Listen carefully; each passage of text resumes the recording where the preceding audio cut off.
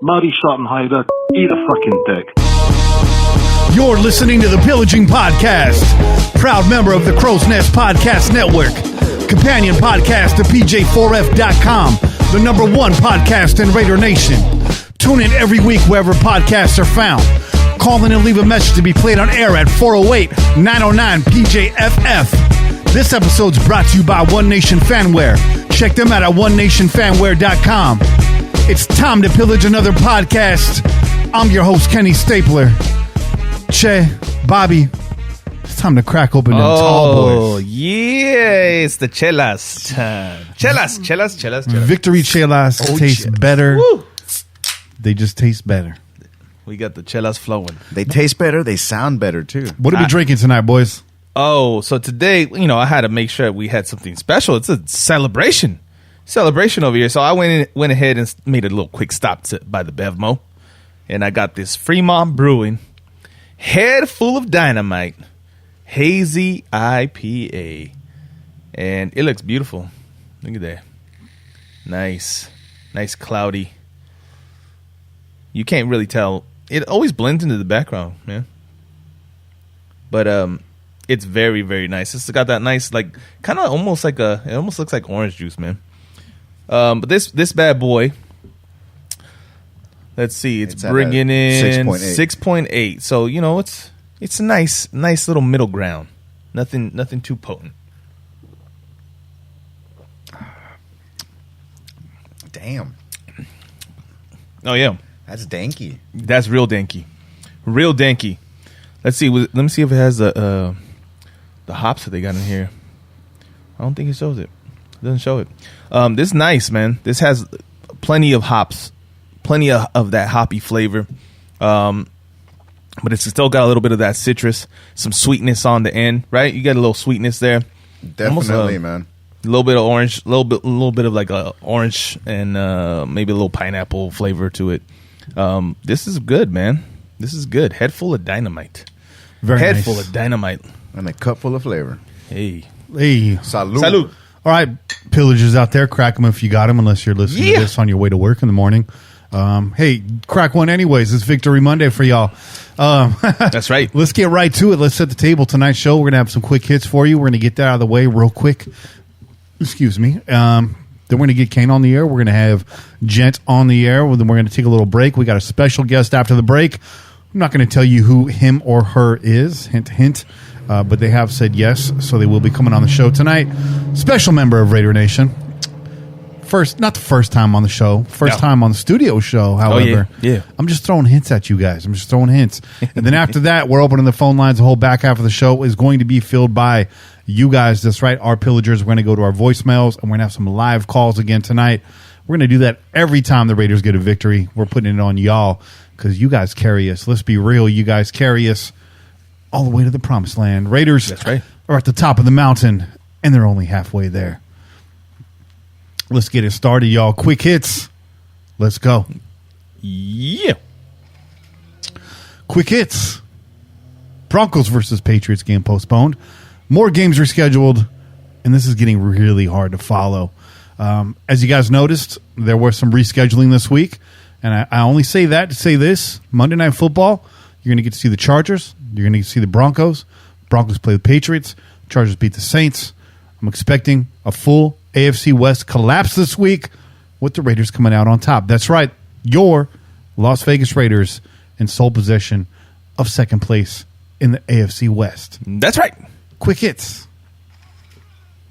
Mo Hurst tests positive for COVID-19. And this is unfortunate, right? This came earlier in the week. He got moved to the IR, and then it was made official the next day. So blessings and prayers go out to Mo and his family. Mo get better. Would have been nice to see Mo in there feasting today. Oh, yeah. With his defensive line getting after it. Rubbing that belly. Oh, man. Mo was hungry for that. But at least all the other cats right there held it down for him. They was eating for him right there because, Mo was like, I can't be there, but do it. Yeah. Make sure you eat for me. Make sure you rub your belly. That's the one thing that was missing. I wish Crosby would have done that. Hell, man, this was for you, Mo. Hell yeah. Let's keep it moving, man. Quick hits. Fast on that button. That's nice. Hey, I I'm like on that. it. I'm on it, man. There's no glitching going on today. It's like James Brown. You on the one, dog. What? Jason Witten getting more snaps than Foster Moreau. I think he's averaging like 9. He had 19 in last week's game. Moreau had 10. What do you guys feel about that? I mean, Witten's out there blocking. You saw it today. Yeah. He's getting his work in, but I mean, I don't really have a problem with it unless we're trying to run a screen to Witten, which we did. Right. And it did nothing. I'm like, how are you going to, third and long, and you want to run a screen to the slowest motherfucker on the offense? How is that going to work for us, man? Like, come on now. Now we got to stop that. But listen, John was Witten like, has found his place, man. He's found his place. John was like, check this out, man. They're never going to see this coming. You're right. For a reason, John. For a reason. Maybe the only questionable call man. in today's game. Quick hits. Yeah, boy. Raiders hosting free agent linebacker Michael Kendricks. That's in the rumor mill. Hey. In 14 games last year with the Seahawks, Kendricks recorded 71 total tackles and 3 sacks. Not too shabby. He also had 1 interception, 4 passes defensed, and 1 fumble recovery before blowing out his ACL. He's been lingering out there in free agency through the first 4 weeks of the season. And with the Raiders needing more, frankly, out of that linebacking crew, not getting what they want out of Littleton. You saw Kwiatkowski stepping up today, but he had since been out.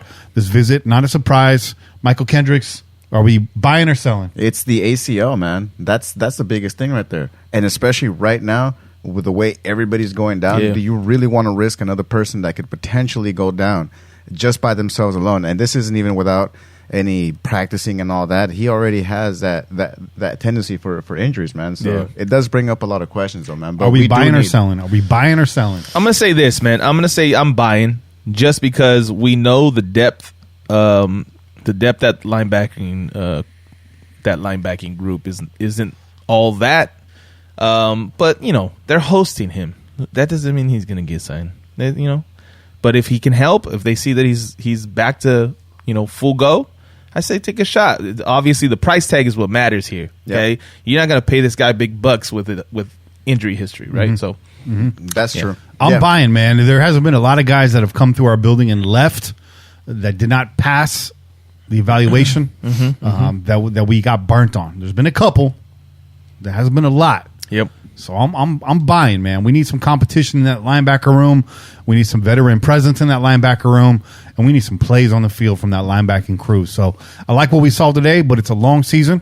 We got 11 more games to go.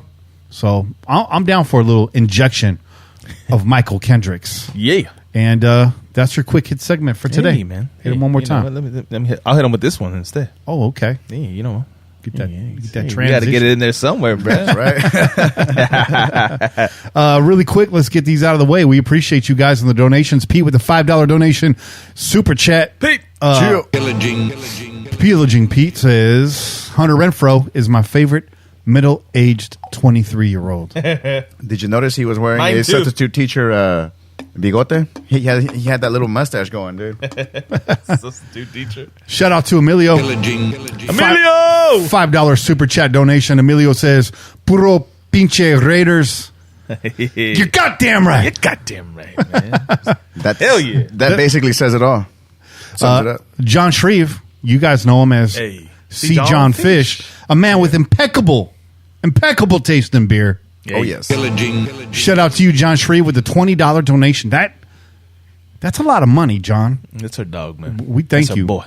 He says, hot take, TB77, and that's Trent Brown.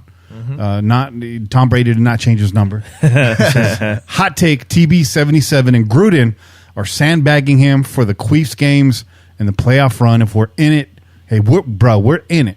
He's gone after this year no matter what. Full packs of chorizo. Be on notice. Be on notice. Yeah. Chorizo. And last but not least, Henry. Bro, Henry is being fired up. Hey. You guys have all been fired up.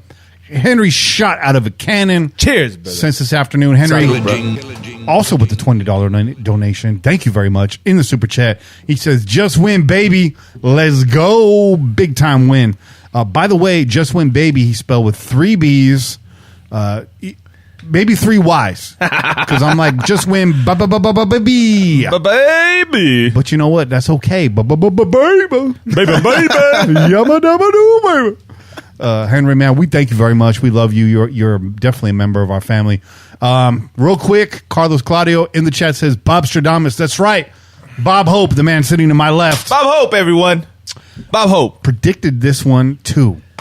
Yeah. Bruh. It was Dog. it was Bobby Wasabi's weekend, man. It is what it was. Bobby Wasabi was killing it on the disc golf course and then predicting wins over here, man.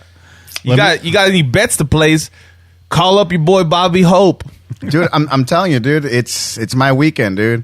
W's all around. Starting my new job tomorrow as a sign waiver. Hey, I'll be out there waving the sign. There you go. So it's happening, man. There you go. Yeah, dude.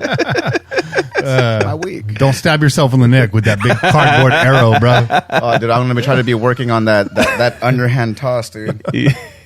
Bobby got a roach clip on the end of that arrow. Oh, Mary Jane in the chat with a $20 donation. Hey, Hell yeah. Can I get a Mary Jane, Che, from Mary Jane? I'm in love with Mary Jane. Hey, Mary Jane. That wasn't bad, man. We harmonized right there. That's it. It's a Pillaging Pod in harmony over here. So just open up the schedule prediction right now. Right now, your man Bob Hope he's only missed one game. Yeah, He's only missed one game. And that was a week that we all predicted to win against the Patriots. So, Yep. You know, that was also the only game that the Raiders full on shit the bed this year. Yeah. So, hey, not too bad, Bobo. Bobo. Yep, for Pound sure. it. Bobo Wasabo. Not only that, we have a bye week coming up now. Got a bye That's week right. coming up. And it's not one of those messed up bye weeks how it's happening all around the NFL. Like Right. we're forced to Right. take our bye week and then all of a sudden we have no bye week and blah blah blah. Like That's a great point, man. That's a great point that you're making, because if we didn't have a bye week this early, we might have lost our bye week that way, right? So other teams are feeling that. Other teams are having to postpone their games, and now they're having to take a bye week earlier than they planned. And then later on in the season, that bye week that was supposed to be there is not going to be there anymore. A lot of those guys were counting on that to recover and be healthy towards the end of the season. So I like this, because if we get postponed some other time, it's not going to be taking away our bye week. And just so you guys know, we'll say this at the front of the show, we are off the air next week. I'm taking a trip, so we will be back on the air after the Bucs game. If we can get it together, we will have a Keys to the Game show together. Thursday going into that. That is a Sunday night game, so we're going to have to figure out our schedule around that. It might be a late show, so for those of you in the live stream right now, we may not see a few of you. We may see all of you. I don't know, but I do want to say this. Bob Hope is also the only member of the crew that has that down as a W, so you might as well go ahead and just count that one right now. Let's go ahead and count that W, man. You know what I'm saying? Let's go ahead and count that W right now. Let's count it, bro. Let's count it. So, hey, I said this was going to be the year of the You know what? the redemption songs. Absolutely, the redemption song. Hey, I think that we need to do. We need to revisit our predictions. Right, quarter of the season is gone, and I think it's time for us to go back in and say, okay, what we know this team a little bit better. We know what's on the field. We know what the product is. And maybe some of those predictions change, man. Maybe some of those predictions change. I'm going to give you that. But I say after week 8. Yeah. Okay. Yeah. That's cool. That's cool. Two more games. James Lyle says Lakers are NBA champs, and the That's Raiders right. slapped the taste out of KC's mouth. Today was a good day. Not to mention the fact that the Miami Dolphins took down the San Francisco 49ers. So for us Bay Area boys over here, that's a big deal. Wait. You forgot to mention that they benched Garoppolo. They benched Garoppolo. Garoppolo. Yes, Garoppolo. Hey, I texted one of my coworkers. I was like, Garrapata. I texted him. I was like, Jimmy G is the man. And then they benched him like 5 minutes later. I was trolling him, to be fair. Jay Cali Raider, shout out. He just says he wanted to chime in. $2.99 donation. Thank you very much. He says $2.99. Just want to say, Bobby Mercado, Bobby Market. hey, that's my uncle, yo. Hey, Walter. Porque mucho amor. Walter is. That's the real Walter White right there. Shout out Walter, man. Walter White Mercado. They got a special on that dude, right? On Netflix right now? They do. Yeah. I have to watch that still. I haven't seen it yet. Haven't seen it? I haven't seen it yet. I got to dip into that. Dude, that show, I was like, dude, like, I felt like I was living that moment right there, bro. That's because you did every week, bro, when that motherfucker popped up on the screen. Fuck yeah. And your grandparents just sitting there like, tell the future, Walter. Wait, mine's coming up. Yeah. Okay. Aquario. Hey, Sagittario. Miss Cleo don't got shit on Walter. Oh, hell no, bro.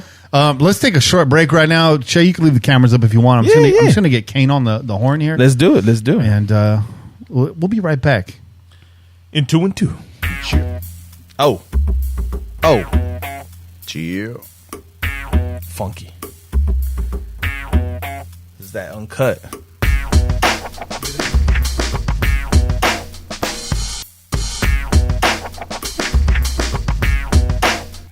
Raiders.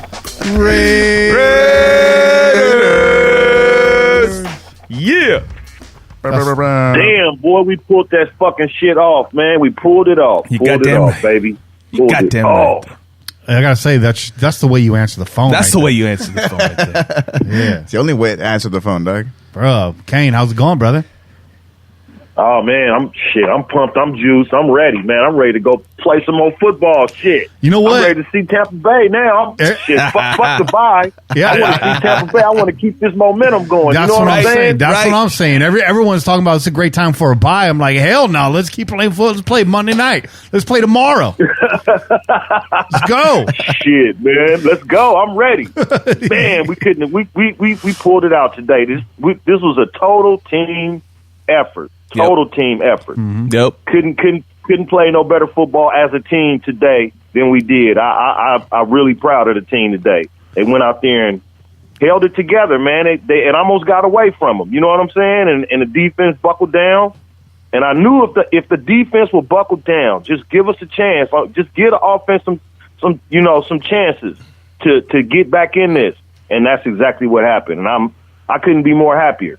Shit, man. I couldn't be more happier. I couldn't be either, man. This was, I was dropping Bobby off last night, and as we're pulling up, I was like, we're talking like I got a good feeling about this game after seeing Ruggs was activated, full practice all week, and I was like, all we need is just a play to spark us, and we had a few of those, but the one that stands out in my mind is Devontae Booker, man. Yeah, with a 43-yard run. Yeah. And I remember several weeks ago saying, this kid Booker, he's got energy and he fights for every yard. He's got burst. And I was like, I got a feeling Devontae Booker's going to come up big for us this season. I think this is the right guy to complement Jacobs, And it sounded weird saying it at the time, but after seeing it today, to be fair, you got full participation from this entire team. Yep. Like even Chase said, even Jason Witten caught a screen pass for crying out loud. But let's not do that anymore. Let's not do that again.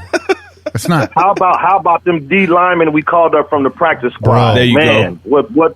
What help we needed, man. They came to play today. Yeah, Looked real good too. Speaking of practice squad, who the fuck is Jeff Heath? Right? I don't care. He's a baller. That's all he is. Jeff Heath, bro. Hey. Well, look it, man. When they brought him over from the Cowboys, right? We're like interested. It was an interesting pickup, adding some depth to the safety spot. But now he found himself in the game, and God damn it, man, he went and picked that motherfucker off. I love it. I gotta say is a shout out to my boy Samael right there from the Terry Loopers over there. He actually asked about Jeff Heath. Yeah. He's like, hey man, where is he at? He's like, I know he's on the squad. He's like, why aren't we using him? Right. Because Eric Harris, bro. So Kane, you mentioned Eric Harris. Mentioned the D line. I got the stat right here. I want your thoughts on it. This comes from PFF, Pro Football Focus. Overall, Mahomes was pressured on 23 of his 57 dropbacks. Hey. and completed just 38% of his passes to go with 3 sacks on those plays. How you feeling about that going forward, man? I'm feeling good. I'm feeling like Marinelli finally earned his paycheck. You know what I'm saying? And he took 2 practice squad players, no Hurst, Malik Collins not playing well, and we got pressure all day long. And I saw it. I saw it all day. I was like, dang, this dude just keep breaking the pressure. But it's coming. They flustering him. He's running out of the pocket. He started to make mistakes later on down the line. That pressure got to him. One thing I learned today about Patrick Mahomes does not like pressure at all. He don't like, if you pressure him, you can fluster him and get him out of his game. That's the way to beat him. That's the way to beat him. That's it. Yeah, no, he was uncomfortable all game long. And at one point, you saw him kind of sitting on the bench, and they put the camera on him, and he was like thinking, where the fuck are the Raiders? That's what you could see him thinking. Like, where the fuck are the Raiders? Because these motherfuckers are on my ass. He was looking like emo Darlene from like the late Roseanne episodes. Yeah. Like the late Roseanne episodes when she was just angry at David. Yeah. For no fucking reason at all. Right? Yeah, David kept breaking up with him. Yeah. She had the black hair and the heavy mascara, like, you know what I mean? She looked like goth Darlene, bro. Oh man. Hey. Yeah. Hey, you know what? In Jeff Heath's defense, I had him in my fantasy league about a year or so ago. On one of my defensive players. So I was kind of aware of him. He is a better safety than Dwayne Harris. You know, Eric Harris. You know, he is a better safety. We should give him more playing time.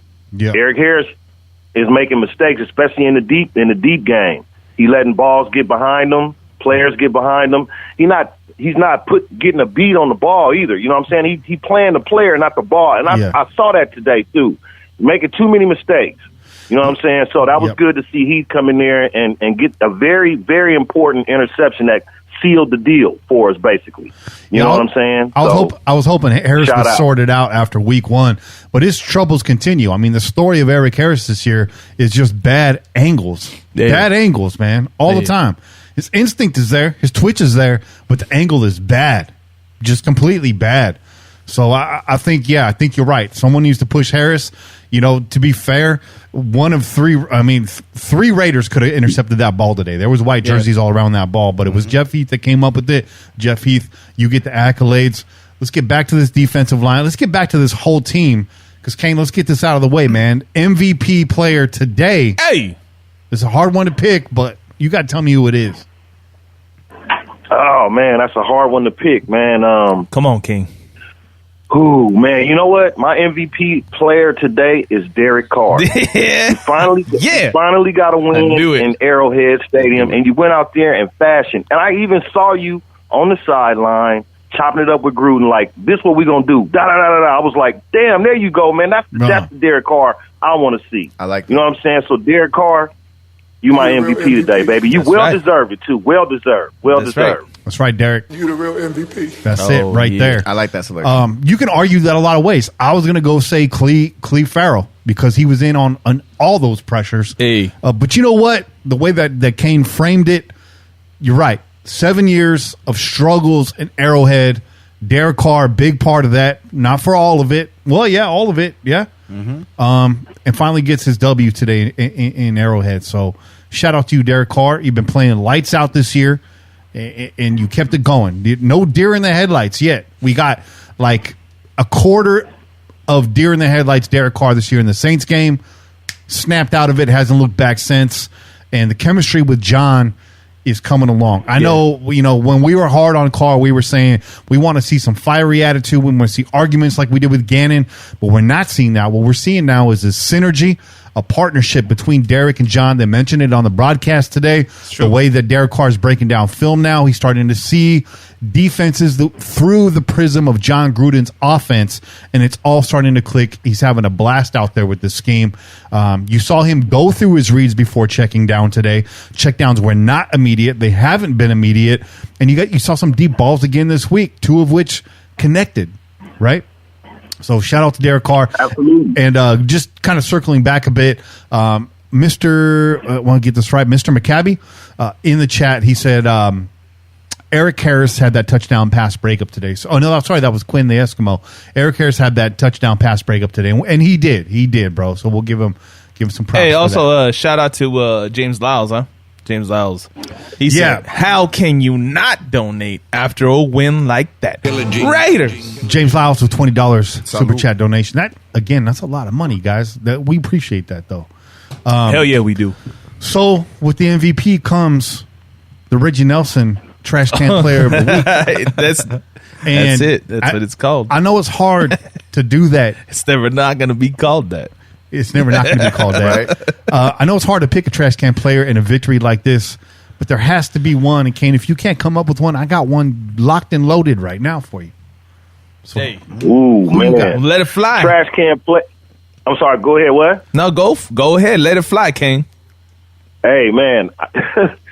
You know what? You're going to have to give me a trash can player because this team came to play today. I don't want to put nobody in the trash because they fought their way out of the trash early on. You know what I'm saying? They fought their way out of the trash to come out into a smelly, rose-tasting, smelly victory today. So I'm a duck that trash can this week. All right. Hey, Kane's being kind-hearted today, man. Super kind-hearted. This is kind-hearted Kane right here. Because Kane always brings the fire, dude. If you fuck up, Kane will correct you, man. I got one for you then. I told you how to pump the brakes. And now I got to put it in reverse. And I got to throw Daniel Carlson back in that trash bin. Kenny's been waiting for this shit.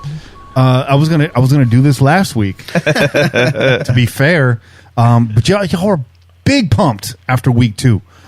Daniel Carlson is still Daniel Carlson, and if we're in the playoff hunt right now, guys, we're in that wild card hunt right now. Yep.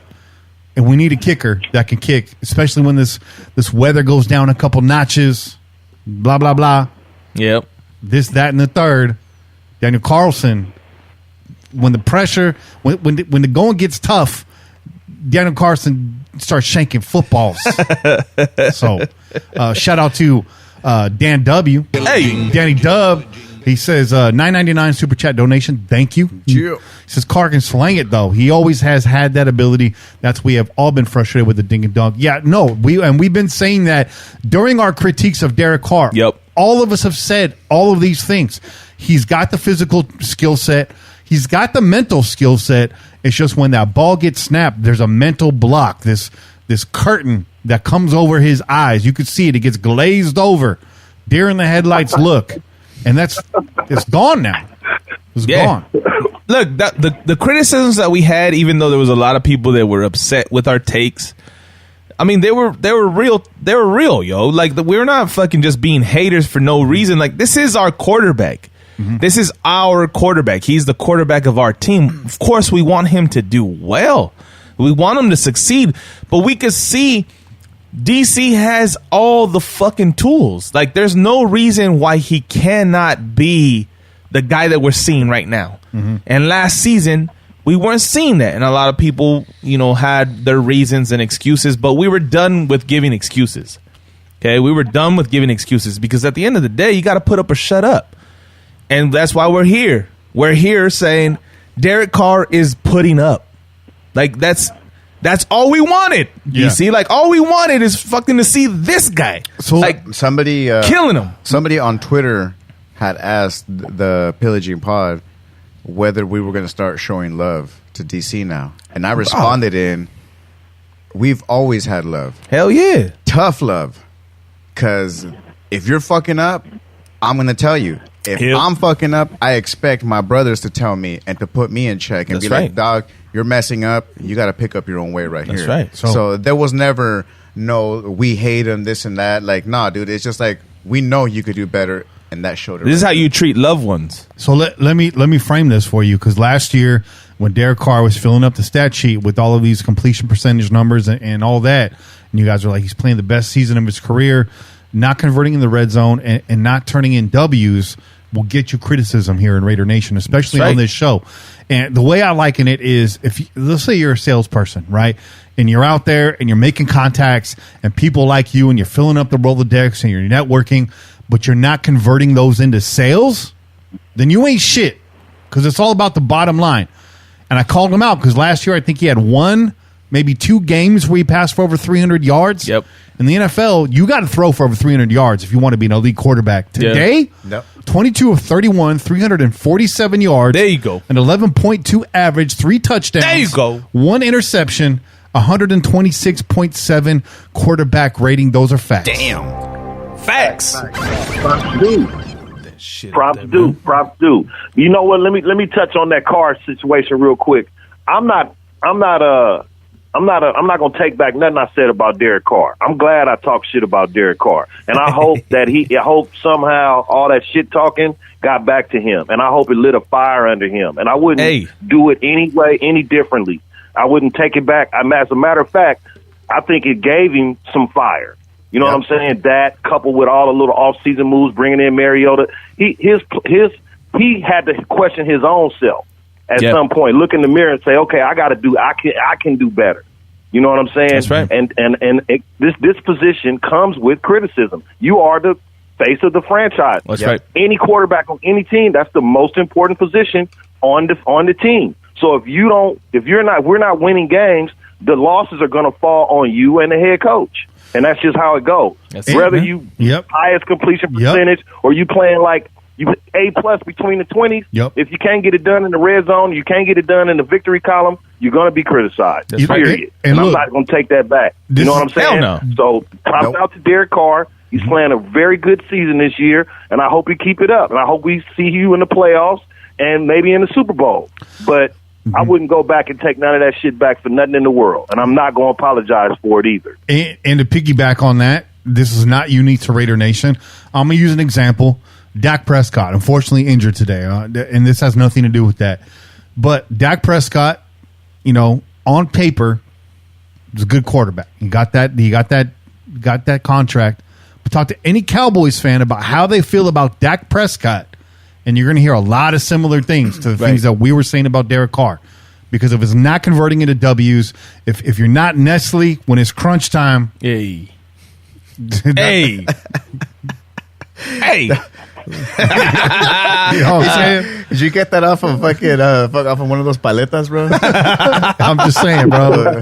Those lollipop. Real quick, jokes. Shout out to Jake Cali Raider. Hey, shout out with a $2 donation. He says he asked a question. He says, Littleton, is he a trash can contender?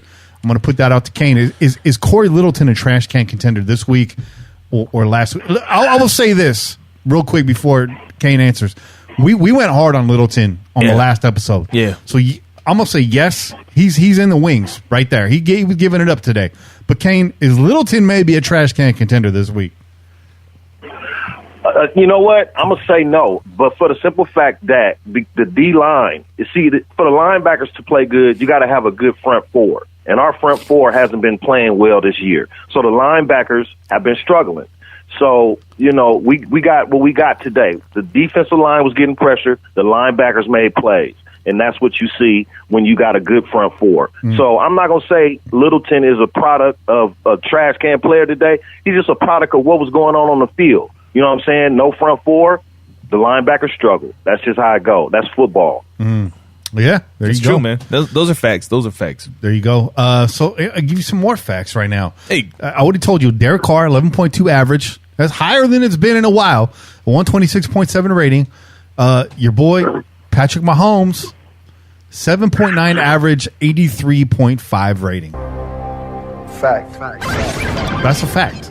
That's a fact right there. Those are facts, man. Okay, so I see some comments here in the chat about John Gruden's conservative play calling. We're still going in on that today. Okay, let me tell you this.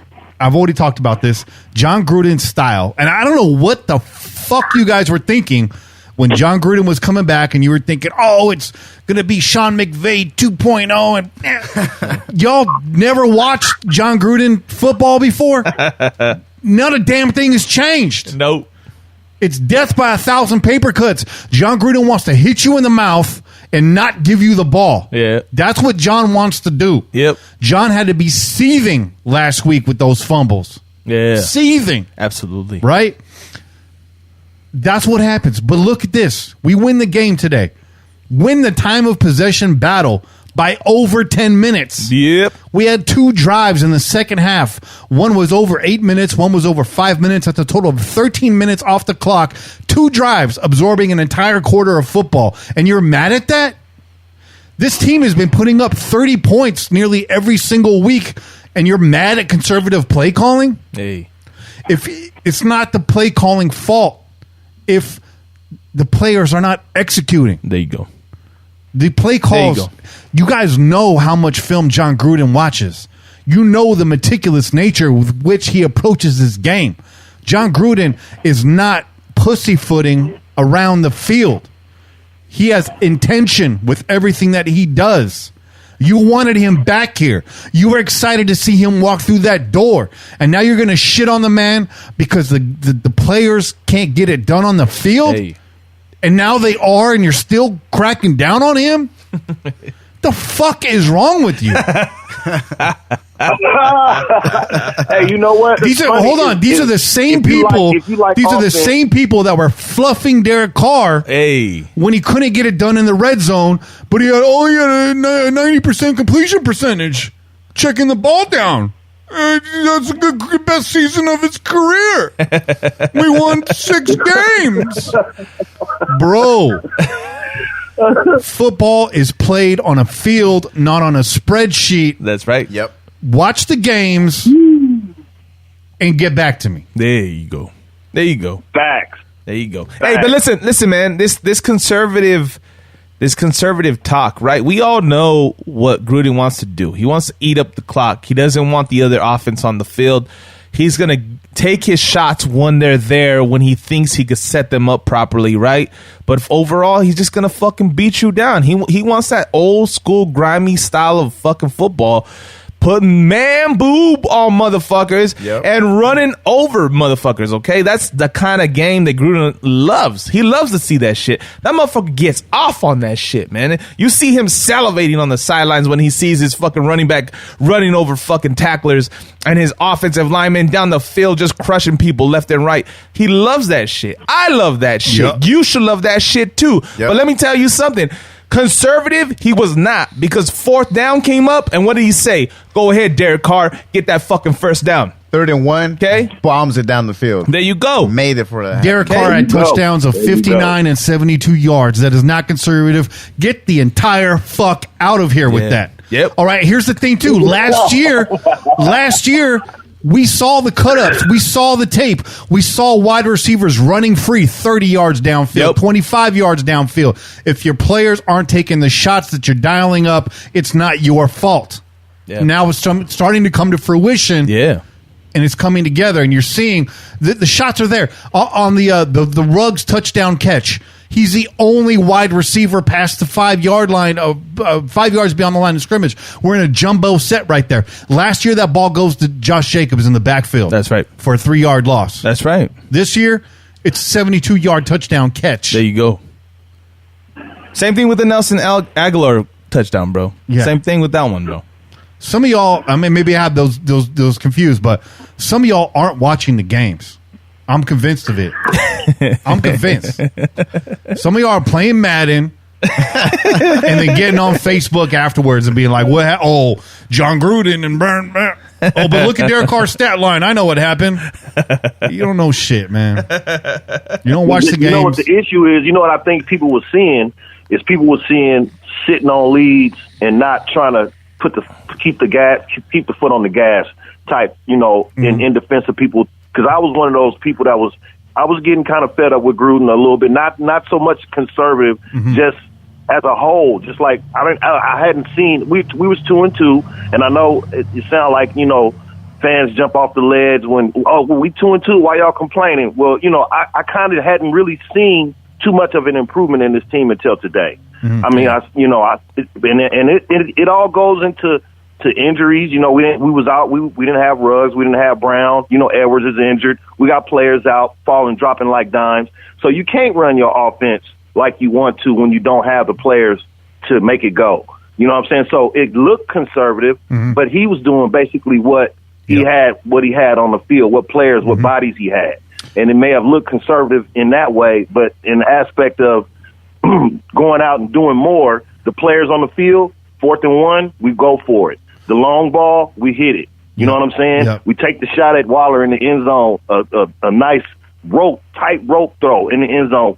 They taking chances with the players that they know they can take chances with. Like Derek said, when I drop back and I know I can throw the ball down the field and I'm confident that the person is going to run the right route, see it the way he's supposed to see it, make the catch and make a play, then that makes me feel comfortable. That's right. And so, you know, it's not about being conservative. It's just about the players that you trust, had, man. and maybe Trust. that was the case. Yeah. And my bad for saying for knocking John. You know what I'm saying? Shout out to John Gruden. He had a good game today. I get the frustration, but when things are clicking, the combination of John Gruden, a lead, and Josh Jacobs is a boa constrictor, and people don't understand the mental effect this has on other players. Yeah. I'll bring it back to Madden because I play Madden the same way. If I get a lead, I'm running the ball down your throat. And I've done it sitting next to people, and the look on their face, they're like, just throw the ball. Throw the ball. Bro, I'm not. No, this is not how you win the game, bro. I'm not going to stop the clock with an incomplete pass. Stop me. You need to stop me. That's right. So we got the back to do it now, and we got our quarterback back. That's right. Expect more of this, and start pouring that champagne with 4 minutes to go in the fourth quarter. That's a good feeling.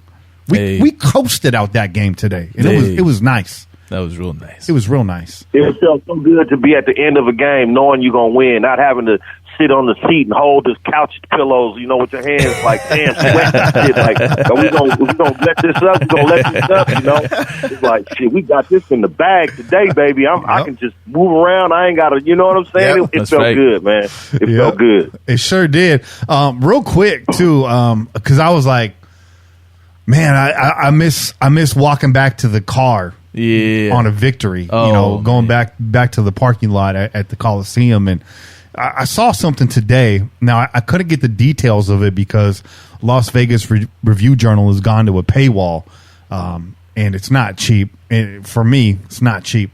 But maybe with these donations, we can get ourselves a subscription for the crew here. So I couldn't get the details, but I got the headline. The Raiders are making tailgate packages available in Las Vegas for right now for this year. Yeah. For this year. They are. So with food and everything, bro. With like food and drinks or some shit like that. What is it, Kane? How much? It's like $600 a ticket. Wow. Damn. Per game. And I think it's per game. Game. I think it's first come, first serve for season ticket holders. But man, if one of those happens to fall in our lap, we'll be there. Yeah, we'll be there, and we'll hide Bobby in the cooler, like like we're going to the drive-in, and it's back in the day. We used to have the drive-in right there in Watson, man. I know how to do this. There you go. This ain't my first dance. Cobíjate, güey. Somebody in the chat just said, "Feel that rug burn." That might be the name of tonight's episode. Rug burns. Oh shit. Rug burns. Oh. I think I just sold another 500 shirts for DC Pharrell. I know, right? Shit. We stay creating T-shirts. Damn, what's up with my commission check for real though? This is a party, y'all. This is a party. This is a long time coming, man. Man, this is a long time coming. This team came to play today. They was prepared and ready, and I am just over the rainbow, over the moon, whatever you want to say, unicorns and rainbows. It's it today, baby. It's it today. You know what I'm saying? That's the other title of tonight's show: Unicorns and Rainbows.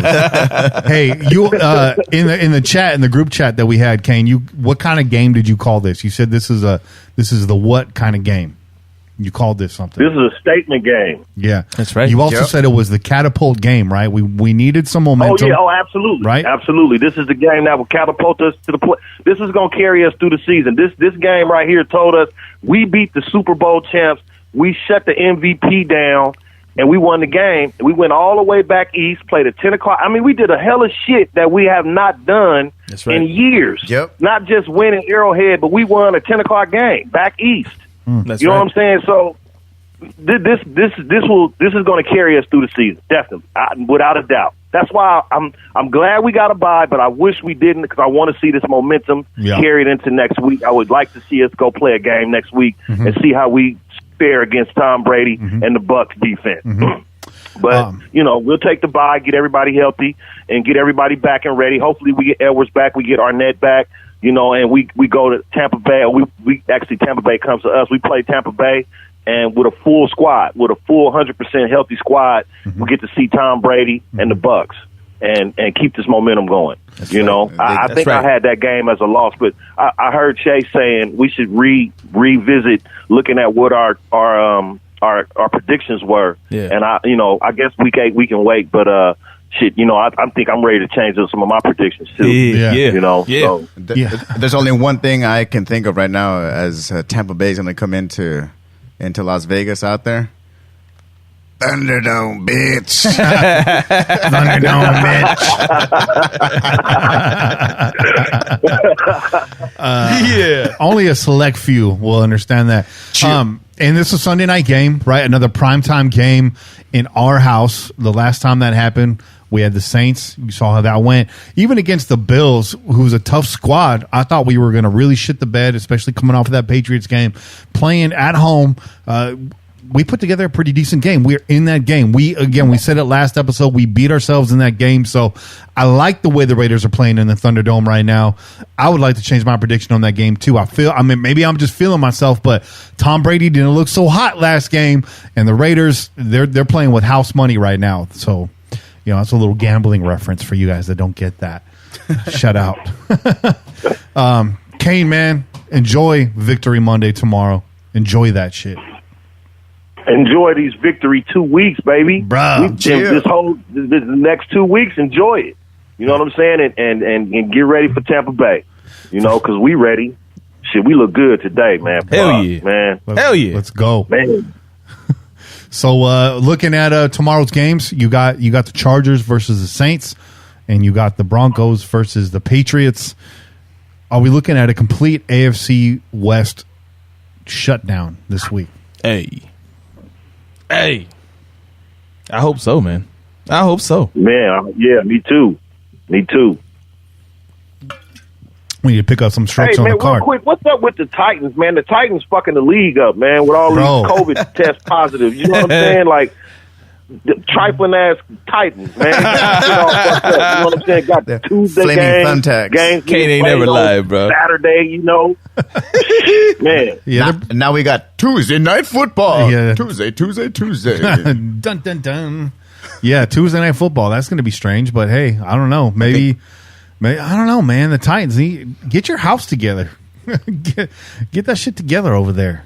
What's going on in Memphis, man? Or Nashville, wherever you're at.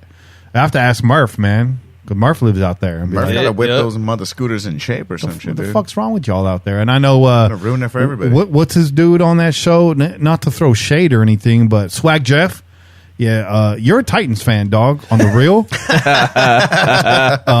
Before you got put on, I seen you in Titans gear, dog. So, come get your mans, bro. On the real, dog. Hey, Murph, shout out to you, bro. But Swag Jeff, I know you're a flaming Thumbtacks fan, bro. I know that for a fact. And if you're not anymore, that's props to Murph for converting you like every good Raider fan should do. That's what we do, man. That's what we do. Facts. That's what we do. It's a silver and black Inquisition. Facts. No disrespect. The Inquisition was a horrible time in history. But we're out here converting people. So good on you, Murph. But Swag Jeff, I want to know what's going on with your boys out there, man, in Tennessee. So, just holler, bruh. Holler. Yeah. So, Kane, man, anything else you want to say, bruh? Hey, man, it's been good chatting with y'all. Missed y'all the last couple weeks, man. You know what I'm saying? Yeah, but I'm back, baby. Same, shit, just like Raiders in D.C. Hey, you know what? I'm taking my foot off D.C.'s neck, too. I'm taking my foot off D.C.'s neck, man. Hell yeah. This dude is playing lights out this year. I'm telling you. Yeah. I'm telling you, all that shit talking everybody was doing got to him. Good. Got to that. It got to him, man. Whether he admitted, whether any of these other fans admitted, they're going to say, the Kardashians will say, oh, he been playing like that. Bullshit. We know. You know he subscribes to the Pillaging podcast, right? Surprised he hasn't blocked us, alias. But hey, listen, on the real though, Kane, you ain't wrong, bro. He said it himself. He's getting tired of people, throwing shade on him and saying negative stuff about him. And all we said was, well, fucking shut us up, DC. Like, shut us up, man, because we don't want to fucking be talking shit either. But if we have to, we will. We're not afraid to. Yeah. We're not afraid to. And I'm glad that he came to play, man. I'm glad that he's putting up. And it makes us say, like, all right, hey, congratulations, Derek Carr. You came to play this year, man. Yeah. And we're fucking happy. Yeah. Hell yeah. All right, King. We'll keep this momentum going, man. We're off the air next week, so we'll catch you probably right before that Buccaneers game, and we got to figure out what our schedule is after that Bucs game because that's a late game.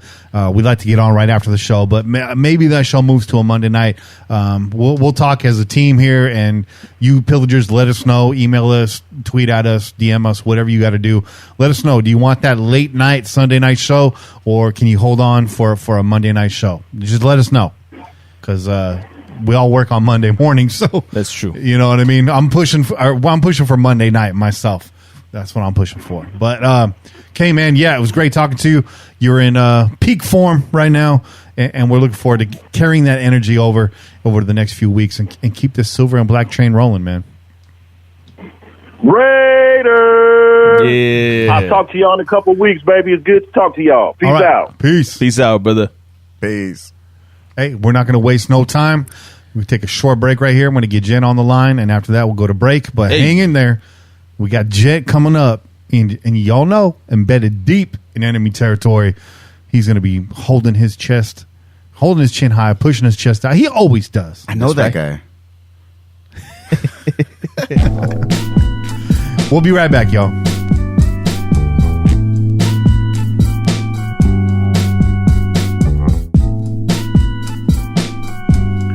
What's happening? Oh, shit. You tell me, bruh. You tell me what's happening out there. The man's alive. What's really going on? People burning their couches yet? Are people burning their Mahomes jerseys yet? People burning their inflatable screens. Hold on real quick. We got a fly in the studio. I think this is the Mike Pence The fly. Mosca Pence fly. Mosca Pence. Hey, they got to keep an eye on Raider Nation somehow, right? Gent, man, how you feeling? Oh, you got to be feeling pretty damn good.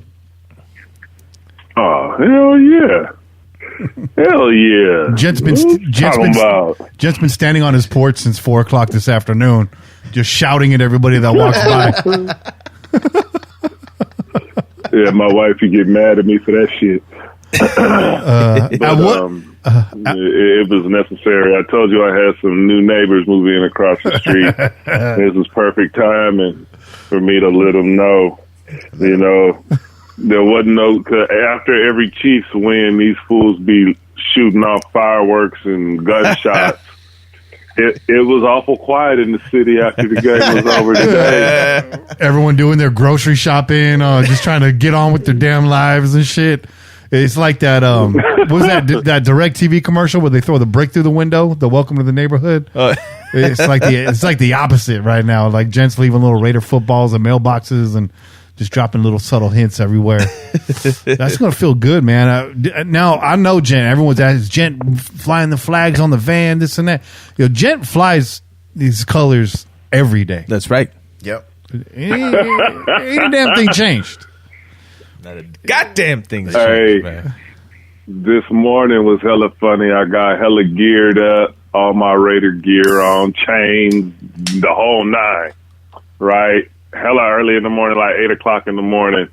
I'm shooting to the grocery store because I know that's the time on game day. Everybody go, especially, if they plan on hanging out in the parking lot or whatever. Everybody go and they get their shit. And under my jersey, on my belt, I had my cell phone clicked on and had the autumn wind playing hella loud. So as I was strolling through the grocery store, it sounded like I had my own theme music playing. Them motherfuckers was mad. And the motherfuckers was like, we're going to beat your ass today. And know we're going to beat your ass today. Bro, I wish I could have seen them same motherfuckers after the game was over. They was all in the house then. There wasn't nobody outside after that. I'll never forget when Jen and I rolled out to Arrowhead Stadium and we pulled up. First thing, it was like 6 o'clock in the morning. We pulled up fresh, big black van wearing all black, black hats, black glasses, black everything, black on black on black on black, slate black everything. And the lady said, looking like Tommy Lee Jones and Will Smith cruising up in that bitch. And the little parking lady said, who are you guys? Are you with the FBI? Yes, ma'am, we are. That's right. What was even more stupid than that, I had two big giant Raider magnets on the back of the van, big Raider shield magnets.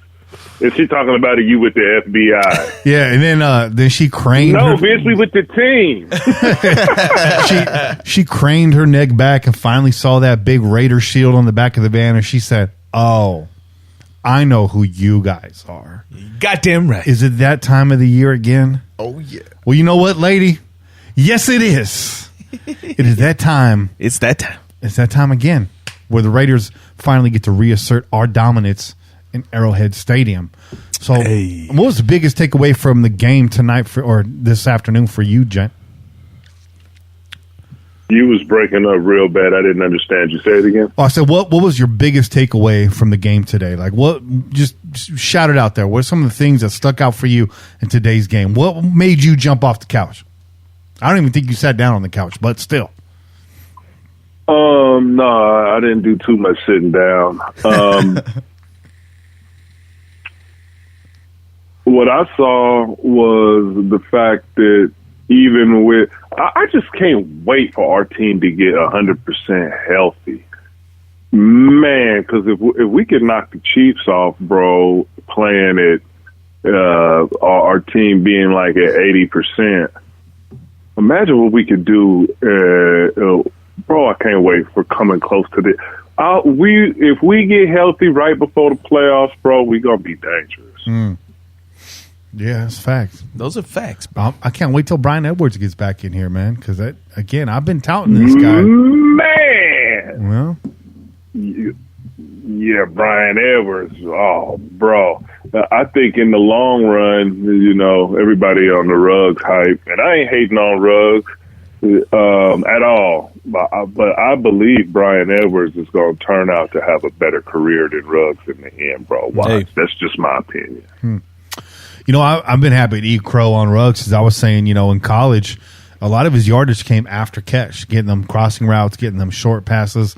And John Gruden said, yeah, fuck that. You run fast. We're sending you deep. This is the Raiders.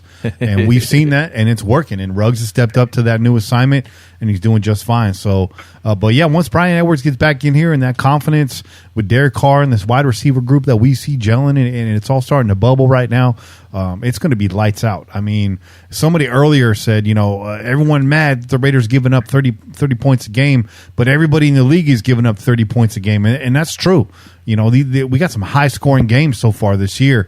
It's just about how many points can you put on the board. So I like our chances. I like where this offense is at right now. I think the defense has a ways to go, but at two levels of the defense today, we saw some lights out play. A lot of respect going to the defensive line. But let's talk about this, Kane. This secondary. There were times. I mean, what we usually see is we get close to Mahomes, he slips out. And, there's Tyreek Hill. There's Sammy Watkins without a defender within 15 yards. And today, he's looking downfield and finding nothing. Not a damn thing. Not all of those converted into sacks. I don't know that we got a coverage sack today. But there was nowhere to go for some of these passes. And so I want to commend the defensive secondary. Who's your standout player in the secondary today, Gent? Oh, you got to give Mullen getting up off the floor after getting his little neck cranked, and then keep on handling business. He was punching the ball out from Kelsey to stop that fourth down play. Jeff Heath for the interception coming off the bench. Giving Harris a rest. I mean, all of them, especially for Arnett not to be there, and for them to have that level of success today. I'm proud of the whole secondary. Yeah, they played good, and we talked about Eric Harris and his shortcomings in this game, but also him breaking up a pass in the end zone and kind of redeeming himself a little bit. And then, of course, Abram out there. You know, he's been nicked up a few times this season, and he hasn't taken his foot off the pedal at all. So I definitely commend Abram. That guy is tenacious. He's getting after it, especially after a very early first game season-ending injury last year. We're seeing no fear in his eyes. When a lot of guys would have packed it up, played a little bit more conservative, and here you see Abram just leaning into it because that's the way he plays, and he's not going to change his style.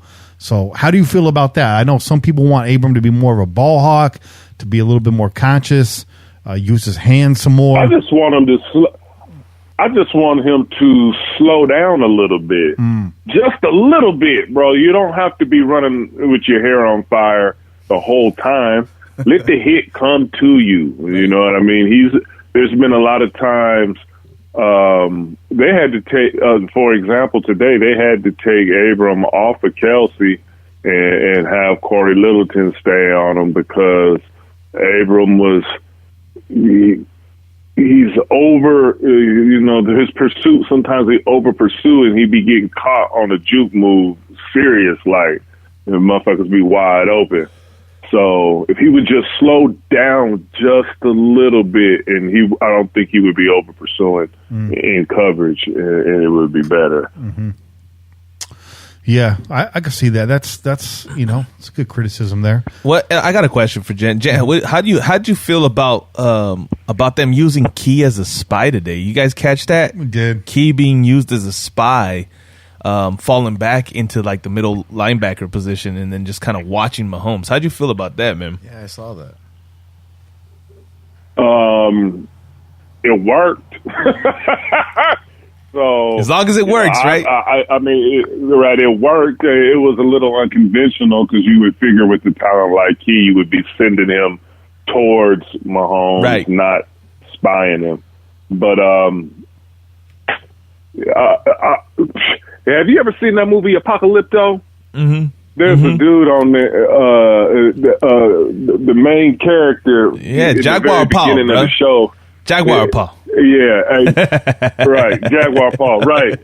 Well, the main antagonist, the Aztec was teasing his ass because Jaguar Paul would almost get there. He would almost get away. He would almost find the glory. It was like inches from his hands, and then he would fail. And so the other Aztec dude started calling him Almost. Yeah. That's who I want. That's what I want to call Arden Key.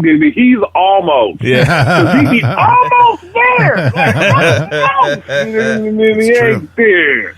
And, so, yeah, he need to jump off the motherfucking waterfall and pound on his chest talking about I'm Jaguar Paul, get his game on, stop being almost. I love that. That's brilliant. That's fucking awesome. Fucking Edward James almost. You want to fried chicken? Tough guy is fried chicken. I'm glad you brought up that the spy, Che, because I had that on my notes, and this was like one of the best sequences during the game for the defense. Yeah. First off, the broadcaster announces, the Chiefs have only had 22 yards of offense in the second half, and then it's 1st and 10. It's an incomplete pass to Allaire. And then 2nd and 10, Robinson catches the ball, only 3 yards, right? Defense did a great job. They said, we're going to take away the middle and deep, and we're going to give you everything underneath that. Make your guys beat us, Mahomes. You're not going to beat us. Yep. Make your guys beat us with Rugg, because Abram is out there lurking. Do it. And then 3rd and 7 comes. The coverage holds up. The pressure flushes Mahomes out. Key, who's playing to the inside, rolls back out to the outside, pushes Mahomes right back into the pocket. He's flustered, throws the pass, incomplete, couldn't find nothing. And then 4th and 7, they roll right back out there, and Klee gets to Mahomes. Pass intercepted by Jeff Heath, nearly a pick six. I mean, that whole sequence right there was like the big momentum shift. It was going on offense, and now you see the defense sets up the 1st and goal. Josh Jacobs over the top. It's now 40-24. Shut the door on him. Game over. That was awesome. I mean, every single thing came together in that whole sequence of events right there. That was incredible. Hell yeah. That was incredible. Hell yeah.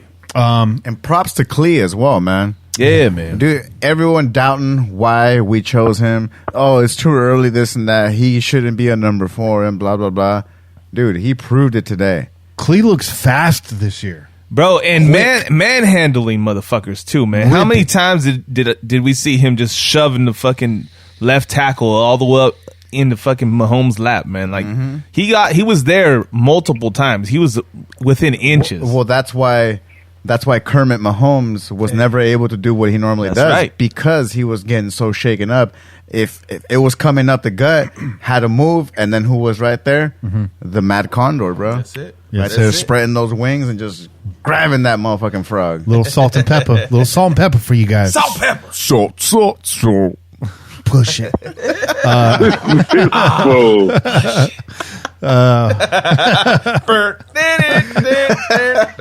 But yeah, but Klee playing with reckless abandon, it's good to see.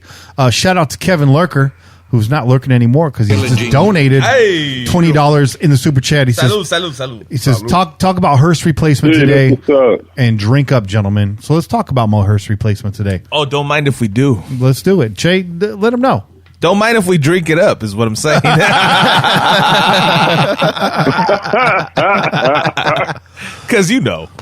we got the jellos flowing today. You. Well, I won't directly talk about his replacement, but I do want to talk about a guy that, we've mentioned him before, but he flies under the radar on this defense, and that's Jonathan Hankins. Hey. He's not playing at his best on every single down, but I will say this is what I like about having Hankins in there, because every time we get a run up the middle, that defensive line is doing a great job funneling that running back right into Hankins' stomach. Yeah. And he's rolling up on those dudes. Oh, yeah. That's taxing. Hey, but let's add this, though, because did you guys, I know that he didn't make the play, but the effort, I appreciated the effort on the 2-point conversion when Mahomes rolls out. Who's the motherfucker diving trying to swat the fucking ball in the end zone in pass coverage? It was fucking Hankins, bro. Yeah. I appreciate your effort, dog. Big you didn't Bang get Hankins, there, bro. but you were trying, dog. Big Bang Hankins.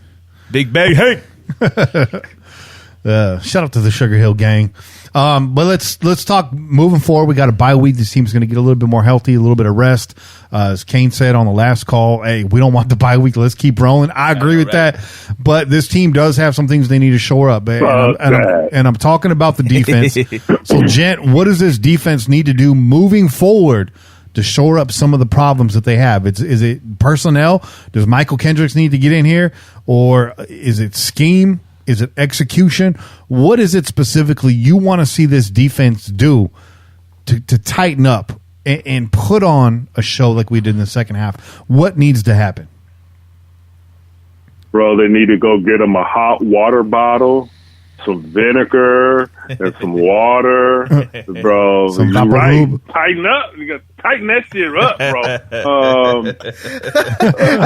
I thought Jay was over here trying to help him get a new job or something, man. Fucking pass the piss test. You got to drink that hot water, vinegar. Clean. Fucking yeah, they need to. Hey, man, I really, everybody's talking about get rid of Gunther. I really don't think it's Gunther. From what I've been seeing, the plays he's calling seem to make sense in theory on why he's calling them at the time he's calling them. Mm-hmm. I think it really lies in execution, bro. Mm-hmm. Me personally, I think that. We got Kwiatkowski and Corey Littleton, and we were expecting all these big things for them, bro. But this is their first time in the system where you got other players that's been in there a year, 2 years. They know it a little better. We're expecting to see me personally, I was singing Mo Collins praises coming from Dallas, and I haven't seen what I expected to see from him yet. And I had to really check myself, like, bro, okay, he did come from Dallas. Yeah, he came with, the defensive line coach. But this is still his first year in this system also. And with no preseason, no off season for real. Mm-hmm. So I think by the time week 8 comes around, we'll really be able to start to beginnings of seeing a gel in this defense. Now, the question is, can we afford for us to wait till week 8 for our defense to gel. And fortunately for us, the answer is yes, because we're almost through the hardest part of our schedule. And so, you know, don't get me wrong, on any given Sunday, blah, blah, blah, you can get your ass whooped by anybody. It happened to the Chiefs today. But that doesn't mean that if you just look at the level of competition that we're about to come up with, and with us gelling, and if our offense could just keep the momentum that it has going now, bro, we finna be dangerous, bro. If we just get fucking healthy and execute on defense, we finna be dangerous. Like your boy Mystical be saying, dangerous. Dangerous, bro. The Gent, man, push your chest out, chin up high. Hell yeah. Fly that silver and black. All week. Hey, I have a day. question for Jen. Was that you at Arrowhead Stadium chanting Raiders? Because I know y'all heard that too, right? Oh, yeah. There was the Raider chant was going. The players were talking about it too. I like, heard hey, that. I looked beautiful. over at my boy Sam, and I was like, "Yo, I think that's my boy Jen." I know a guy over there. The funny part about that is, yeah, that was me, bro, but I wasn't at the stadium. I was at my house. I don't live too far away. You know, it's like a 15-minute drive. True. But that was me standing on the porch saying that shit, yelling at the neighbors, letting them know where he moved, bro, because they be doing too much across the street. So I had to shut that shit down. But yeah, no, that was me. But no, I wasn't at the stadium. I was at the house doing that shit. That was 15 miles away. That's how fucking Raiders. I thought that was you. That's how fucking quiet it was in KC that you could hear him from 15 minutes away, bro. Silence That's facts out there. right there. Here's what I think needs to happen for this defense going forward is these veterans need to take a key from these youngsters that are out here balling. The youngsters are outplaying the vets on our defense right now, with the exception of like Nick Kwiatkowski, who was out there just smashing today. Hey, did you see him blow up the blocker? he was laying hat down. Bro. Oh yes, he was. Yeah, he dude. was. Yeah, he was. So Beautiful. That's how football's supposed to be played. He showed why Green Bay considered him a threat and why they were so lucky that he left that area. Yeah. Yeah, dude. Corey Littleton, you're on notice. Speaking of You're on blowing up notice. hats, I'm sorry, go ahead. Corey Littleton, you're on notice. LaMarcus Joyner, you've been on notice. It's sad when you pull up with your hamstring lame, and Raider Nation is like, get him out of there. You're about to take over that Reggie Nelson trash can player of the week. No. Nevin Lawson, out of position all the time. Isaiah Johnson cleaning up your mess. Isaiah Johnson cleaning up your garbage, bro. Hey. And he isn't even playing that great. So I want to see these vets take a key from these youngsters out there who they're just laying it out on the line. You know, Corey Littleton, step your game up, bro. You were supposed to come here and shore up the whole middle of that defense. Where are you, bro? Where are you at? Somebody put a missing persons report out for Corey Littleton. I went to make a bowl of cereal today. Corey Littleton was on the milk carton. You know what? And Cleveland Farrell was on the Wheaties box. So, hey, you do the math. You do the math. That's right. You know what I'm saying? That's right. I want all these vets on the Wheaties box and off the milk carton. That's right. Because where you at? But like I was saying, Gent, puff your chest out. Keep your chin up high. It's just another day for Gent. It's just another day. Just another day. Hey, man, I would now see y'all done waited till, I mean, that's not really y'all fault. The game was hella early. If y'all would have called me right after the game was over, you would have heard a whole different Gent on the phone. I didn't had a chance to calm down. Yeah, I was hella loud. My wife was like, okay, they get it. The neighbors get it. Oh, do they? Back in the house. Let me let them know again. Because I was. I think they forgot. Hold on, I think they forgot. Go out there right now, Jet. Go out there right now. Remind their asses, man. But yeah, we had big fun earlier today, bro. Yeah, no, I'm trying to get some whoop-de-wham tonight. If I shoot out there and start yelling outside right now, not getting me there. I can't go out like that.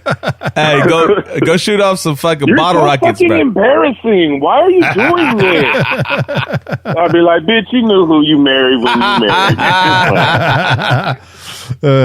just never not worn Raiders gear on a day. Hey. Ever. Hey. So, you know what I mean? But, hey, props to you, man. Big shout out to your big brother, man, because I know brother's looking down right now. He's grinning ear to ear, bro. This is a special day for everybody at Raider Nation. This is very special for you and your brother, man. I thought about that immediately. I was like, fuck yeah.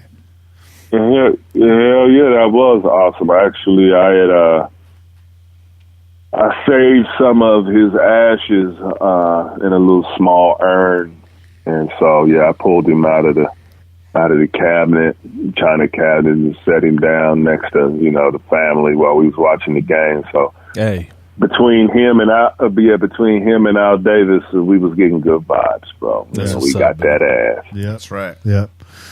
Well, brother, I'm going to let you go so you can get some of that backfield penetration. As we like that backfield motion. Right. Blue Chew. This segment is sponsored by Blue Chews. Getting that good push up the middle. You know what I'm saying? Yeah, we don't need no Bluetooth. Hey, no, We hey. don't need no Bluetooth. That No. motherfucker still jump. I'm old. But Yeah. Oh, man. man. Brother, have a good evening. Thanks for coming on the show tonight, and we look forward to talking to you again real soon, bro. Yep, for sure. I love y'all. Be safe. Love you too, bro. Peace out, bro. Raiders! Yeah. All right, that's Jan. Yeah. Hey, we're going to take a short break. We're going to come back. Hopefully, we got a special guest for y'all. So grab another beer, hit the head, whatever it is you got to do, and we'll see you guys in 2 and 2. Yeah.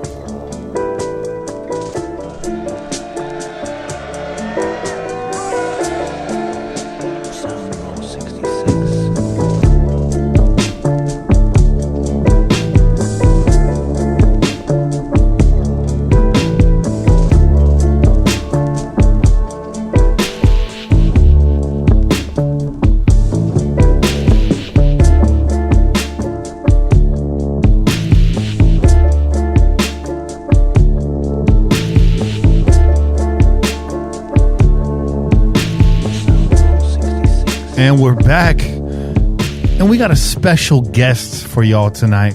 Oh. I'm not going to say anything else. I'm going to let them introduce themselves. Let them know who you are, where you come from, and who you represent. What it do, baby? Hey, may the fro be with you, Raider Nation. That's right. You know who it is. It's Lucille. Lucille in the motherfucking house. The fan phenomenon. What's up, man? What a day. What a day. How you feeling right now? I'm shocked. I still feel good about it. I mean, I can't say that I called it, but I'll take it. Hey, that's honesty right there. It's okay. We got you covered on that, Lucille. Bobby Wasabi called it for us all. That's right. Oh. Yeah. Okay, cool. Yeah. Yeah. But here's the thing. They did good, but I honestly, Casey, didn't look like they usually do either. Right. And if Derek Carr could take just as many risks, if the O-line keeps holding them up because he had plenty of time to do what he needed to do, I mean, I don't think our issue is talent all the time. It's just consistency. Can we do this next week or the following week or whatever? That's my issue. Lucille's baked 3,000 rum cakes since 4 p.m. this afternoon. She's shipping them all off right now. And while she was doing that, she was soaking those gummy bears in vodka too. That's right. Oh, yeah. I remember. I haven't made a rum cake in so long. Oh my God. Well, shit, we still here. You know, we still live, eat, and breathe. So, I mean, whenever you want to make one. Hey, I told you guys, whenever you want me to come down for the show, I'll bring the cake. Hey. Yeah, we're going to bring you in. The studio is not suitable for a queen right now, so we're going to work on that. Yeah, we definitely clean up around here. Yeah, Kenny got his laundry hamper over on the side. You all walk in with Kate Stabler chonies around. Yeah, I can't have no funny business when I come down there now, you know. I even got the Mike Pence flying around in the studio right now. And, dangerous flag. She must got pens, dude. Trying to get my beer. For those of you that don't know, for those of you that maybe aren't on social media, this is somebody you've probably seen on the TV broadcast because you started to get some camera time eventually. We're talking to Lucille, the lady, the myth, the afro. Yeah. You know what it is. She's taken Raider Nation by storm, and she's been doing nothing but being herself. This is not an act. That's right. You know, there's super fans out there that do all this and that. When you talk to them behind the scenes, they're just kind of reserved and different, and that's fine. But Lucille's Lucille 24/7, man, all the time. And I don't know. You said this to me. I'm not bragging or anything like that. This has nothing to do with us on the mic here. I already know what you're gonna say. But Lucille started gracing our tailgate shows. That's right. 2 years ago. Yeah. And we were kicking it with her before then. But the legend of Lucille kind of started to be born here on the Pillaging Podcast and on her own. That is true. Right? And I'm not taking anything away from you because it's about your personality. We didn't bring anything out of you. You bring it out of us, to be fair. Like, that's right. The chemistry's real. You're just one of those fans. Like, you walk around on fire all the time. How do you keep that energy? Is it in the rum cake? Is there something else you're eating? What is it? No, you know what?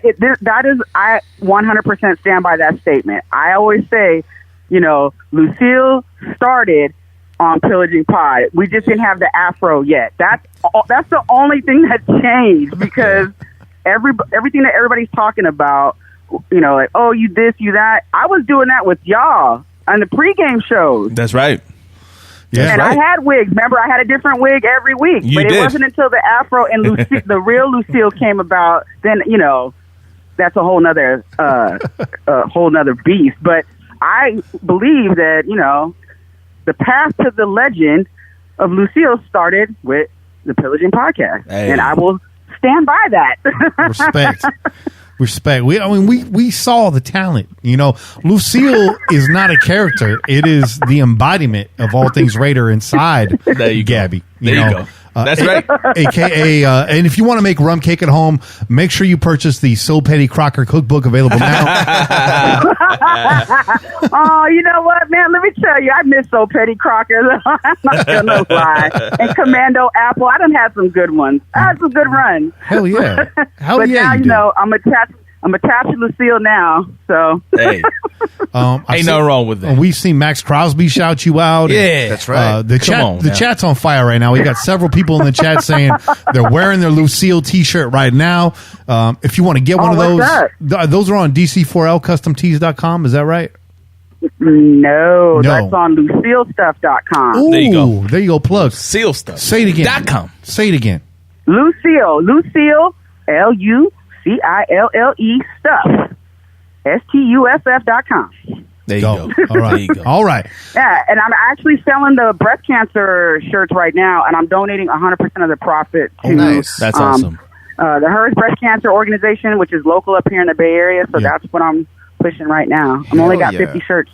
So help me out. Hey, go cop one, yo. Go Yeah. cop one right now. That's for a good cause. Do that immediately. Pause the stream and go get that right now. That's right. In fact, don't pause the stream. Just open another tab. Yeah, just open another tab. We need these views. We need these fucking views over here. I've been dying to ask you, though, the name Lucille, where'd that come from? Okay, so...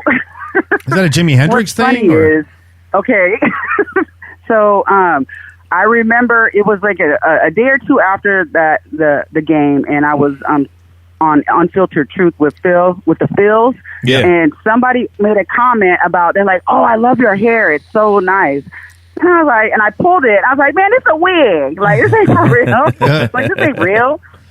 I was kind of petting. I was like, yeah, I had to break Lucille out. It was just a name that just came to me right then. It wasn't. There was no. I wish I could have a better story. Like, oh yes, Lucille embodies blah blah blah. No, it was just a name that came out. It was just a name that came stories. Out. Granted, I had been drinking a little. Hey, and then when I came back to Twitter, everybody was like, yeah, that's Lucille, and I was like, ah, shit. Like, I'm stuck with it now. Hey, but you know what though? The afro, the afros are kicked back to the 70s, and then Lucille's a fitting name for the 70s. Like, Lucille got a pistol. She ready to pistol whip the fuck out of you. Yeah. Get out of line. She the female Mad Max. Because I always just say some random stuff, and I'm like, whatever, yeah, Lucille, or, whatever. And I mean, I don't even really know anybody named Lucille, so I don't know why that name came out, but, that's what happened. Hey. And then, the rest is history. Yeah, and Lucille is a bad woman. But not bad meaning bad, but bad meaning good. There you go. In the words of Rev Run and Daryl Mack. There you go. Right? There you go. Yeah. Look, I enjoy it. Sometimes I still don't understand it. Cause and you guys get what I'm saying, because this is just me. It's how I act all the time, right? Mm-hmm. Nothing changed. All I did, I had a wig. I danced at the games all the time. I act stupid, and then I just happened to be on TV one time, and I just I don't get it, but I appreciate it, and I hope I make everybody proud, and I keep repping Raider Nation to the fullest. Hell yeah. Hell yeah. We got a lot of work to do. One thing we got a lot of work to do. One thing I've never asked you. We got a kingdom to demolish. Bro. You know what I'm saying? We got a kingdom to demolish. We started that. We started chipping away at that today. So what did you say? Yeah. You tweeted that out today, and it gave me goosebumps. What was your tweet today along those lines? What did you say? Oh, I said the lesson for today is that a nation can take down a kingdom. You're fucking right. Yeah, goddamn right. That's right. Goddamn right. Hey, right? That was the lesson.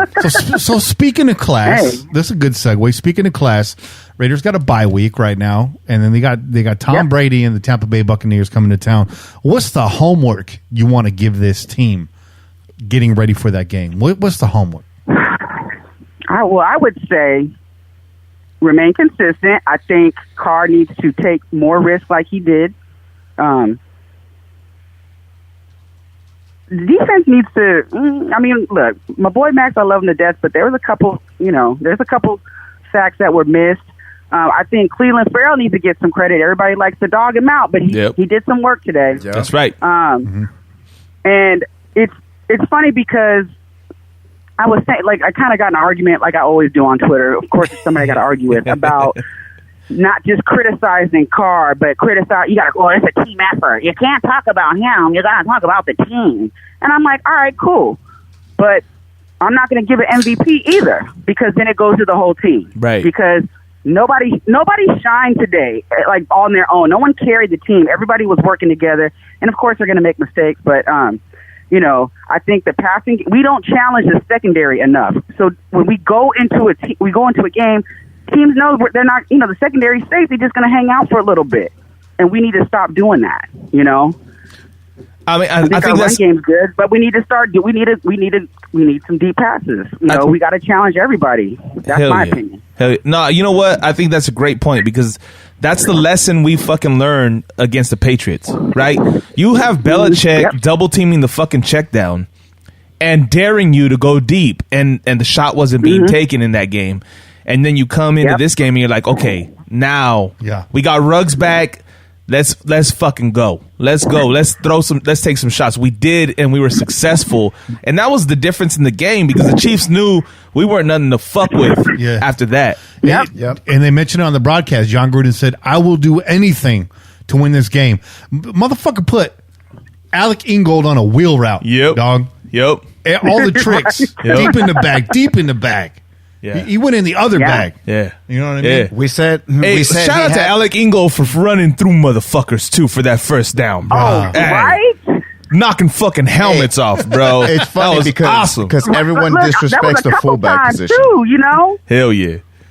Yeah. No. I just wish that we would be like that all the time. I hate when we come in And teams are like, all right, okay, they're going to check it down. We just need to stop the run, short passes, and we out of here. But we need to stop doing that. We need to spread the ball out more. And listen, I love Josh Jacobs. You know, that dude, he's just a legend already in my mind. That's right. But give him a break, though. Yeah. Yes. Like, you can't be running him. You can't run. You know, you can't grind him down to nothing. Yeah, he's great, but you know what? You got all these other people. You know, Waller, for one. Hey, we saw some Waller today. We mixed it up so fucking good today, though. This was like the perfect fucking game plan on offense. 11 different receivers. There's 11 players on offense. Okay, let that number sink in. Yeah. 11 different receivers today. 11. I mean, John Gruden reached into the back seat, found a McDonald's bag, and pulled out an old French fry and said, "Let's use this." Throw it to him. True. Throw it to him. Look, we're all shocked because we never get that 11. When does that happen? How, Sway? How, Sway? I love that. I mean, I'm proud of my team. Don't get me wrong. But I'm cautiously optimistic. Hey, ain't nothing wrong with that. I don't think Carr is trash. I just think he's not consistent. We know he has this in him, right? Yeah. We've seen this before. Yeah. So that part doesn't shock me. I'm not shocked that Carr did great. Yeah. I've seen it. Yeah. But then then what happens? That's the thing. What happens after? You know, why do you, like, some days I feel like he's just scared. And I'm like, come on, bro. Like, get it together. And I think that's why, you know, this whole Carr stan and Carr hater thing, I find it funny sometimes. But I think what people don't understand is, I think we're all Carr fans, you know, because he's a Raider. Of course we're his, you know, I'm a fan of Carr. I'm not a stan of nobody, period. But I think where this whole fight comes from is because the people we are fans. And we've seen him do this shit. We've seen him kill it. We've seen him torch secondaries before. Yep. We've seen all that. Okay? And then now what happened? Like, where did it go? What is stopping you from doing that? And we know, like, 2016 was like the year for us, right? And then 2017, man, look, I don't have nuts, but I swear I felt like I got kicked in them, right? Got hurt, whatever. Like, I was grabbing my imaginary nuts because I felt like they got cut. And then he started playing scared, right? Like, we were mad because, like, why are you so scared? I'm not going to shit on your injury. But then I look at Jimmy G. What was it, ACL he got? He had injured his ACL. He was down, then came back the next season. Fucking went to the Super Bowl. Like, this is like, where's that fire at? Right. Yep. You know, and you broke your back, but you know, a tendon, that's worse because a bone can heal, right? Yeah. But you're never 100% sure when it's soft tissue. You can never be for sure. True. Speaking of which, and I look at Jimmy G. Like, if he could do it, why can't Derek Carr come back and torch people? Why can't you do that? Jimmy G do it. Jimmy G can't do it. Let's be honest here. Jimmy G went to the Super Bowl. He got to the Super Bowl throwing 6 passes. Something. He wasn't in the playoffs. Trash until now, because now it's catching up to him. But I'm just saying. Yeah, and now he's on the bench. And speaking of soft tissue, Kelechi Osemele blew out both of his vegan knees today. Vegan tendons, man. I tell you. Hey, offensive lineman. Is that soy rizo, bro? Hey. Fucking soy rizo tendons. Hey, you need a real chorizo, bro. You can't be messing with soy rizo. Y'all gonna make me break my promise to myself. I'm trying to be better. I'm just saying, really Lucille. Do. There's days I say, today's the day I'm not going to talk shit. And it never works, man. It never works. That's a battle you'll never win, Lucille. No. Especially not on this fucking show. I'm trying to be good sometimes. I'm Lucille, like, I'm not going to take the bait. I'm not going to take the bait today. Today I'm not going to take the bait. All of a sudden, boy, that petty premium style petty just comes flowing out. I can't help it. Lucille, that's how we like it. You're an honest person. You keep it real. But that's a goddamn lie. You ain't never said that to yourself. I tried. These are my internal battles. I really do. Some days I'm like, man, I got to chill out. I admit it. Because some days I look at my tweets and I'm like, God, Gabby, like, fuck. What are you doing? I've had some blockbuster tweets that I even look back and go, whew, Jesus, my heart burns. Like, ugh. I would pay big money to see your drafts, to see what has not gone up. If you ever decide to release that screenshot, please let us premiere that on the show, please. I can't do it. I cannot. She gonna release those on. She gonna release those on OnlyFans. Oh man! You know what? It's so funny because every once in a while, I'm getting ready to talk some shit on a tweet, right? But I'm like, okay, well, hold up. Before I say that, let me double check. I got my facts straight because I don't want to look like an asshole, right? Yeah. So I'll close it. I'll do my research. I come back.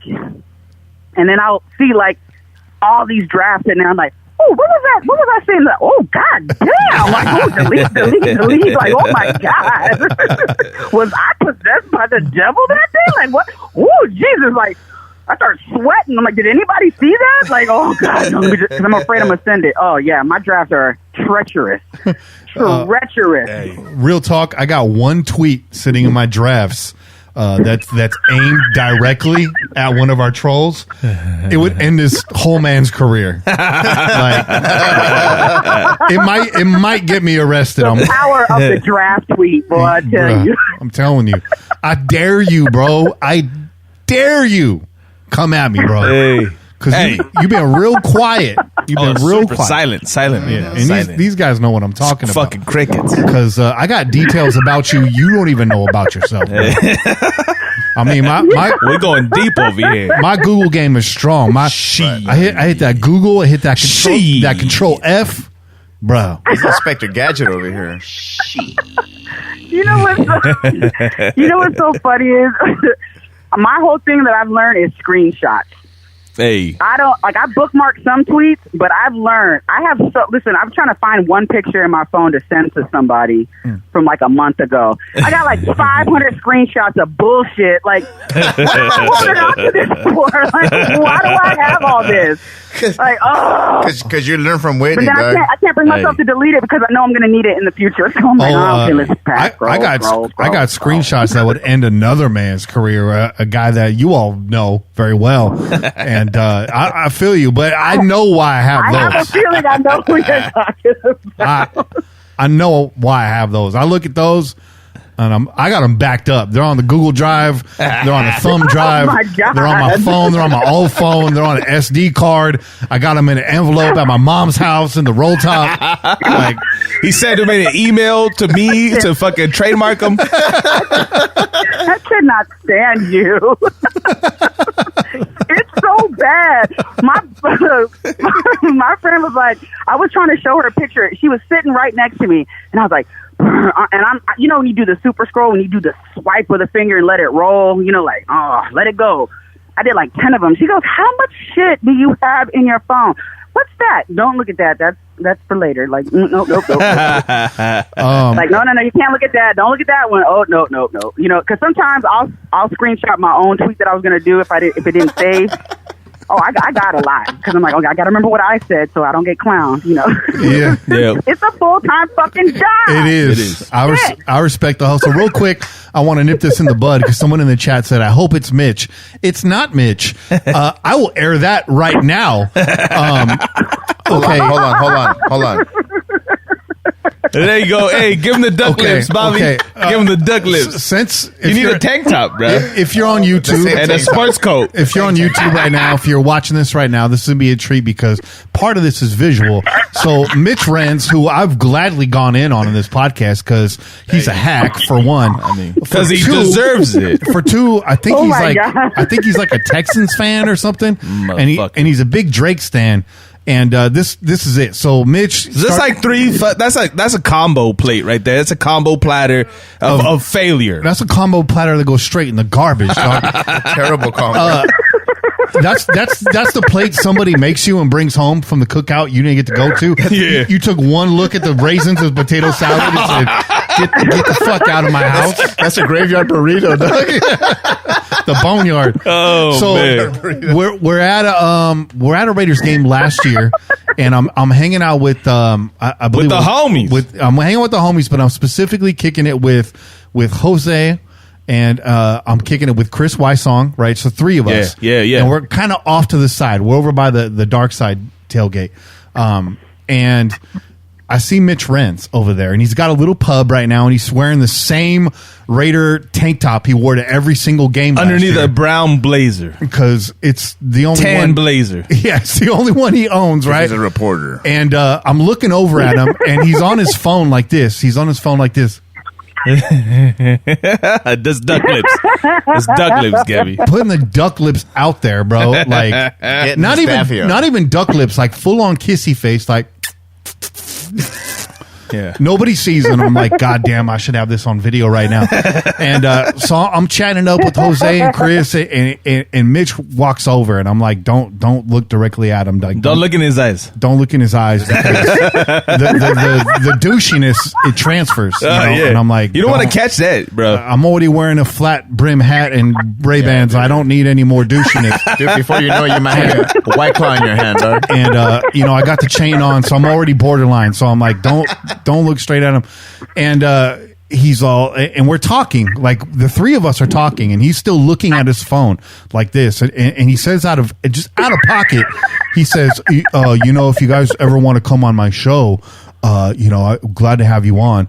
And I looked straight at him with my laser beam eyes, and I said, Mitch, if you don't remember, we put you on our podcast, low key put you on, like, period.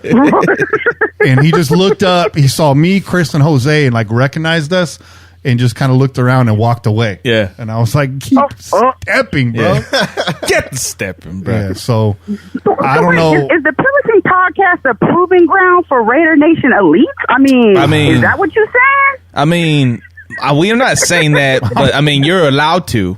You're allowed to. I'm just saying. I mean, I'm just saying because, I mean, I got to give credit to y'all. Hey, you already know, Gabby, there's no fucking punches pulled over here. We don't fuck around. And if you really bout it, you're going to fucking come on this show and you're going to have a good time. But if you're not and you want to act like a little motherfucker like Mitch Renz does, and I called that motherfucker out before we even saw him out in the parking lot. I'm like, yo, that motherfucker seems like the kind of dude that's going to forget that you did him a favor. We did. We brought him on this show. He talked to us and all that good stuff. Told us, "Oh, you're ever in Texas? Come on over and fucking have a beer. I got beers on taps in my building and blah blah blah." And then fucking you come out to the parking lot. You forgot who we were, homie. Really? Bruh. You forgot who we were, homie. You know when? Come on, son. You know when Mitch Renz has been to the house because the cat's pregnant and his zipper's rusty. Mitch Renz was voted most likely to get Mitch Renz was voted most likely to have a White Claw neck tattoo in high school. Oh my God! You might fire back because of the amount of subscribers you have versus us. But when I go to your live stream, there's 500 people talking shit to you. Like people literally subscribe to you just a cat, bro. Yeah. Scamming, bro. Yeah. Anyways, man, that's enough airtime for Mitch Renz, bro. We said what we had to say. Hey, Mitch better have my money. Is the new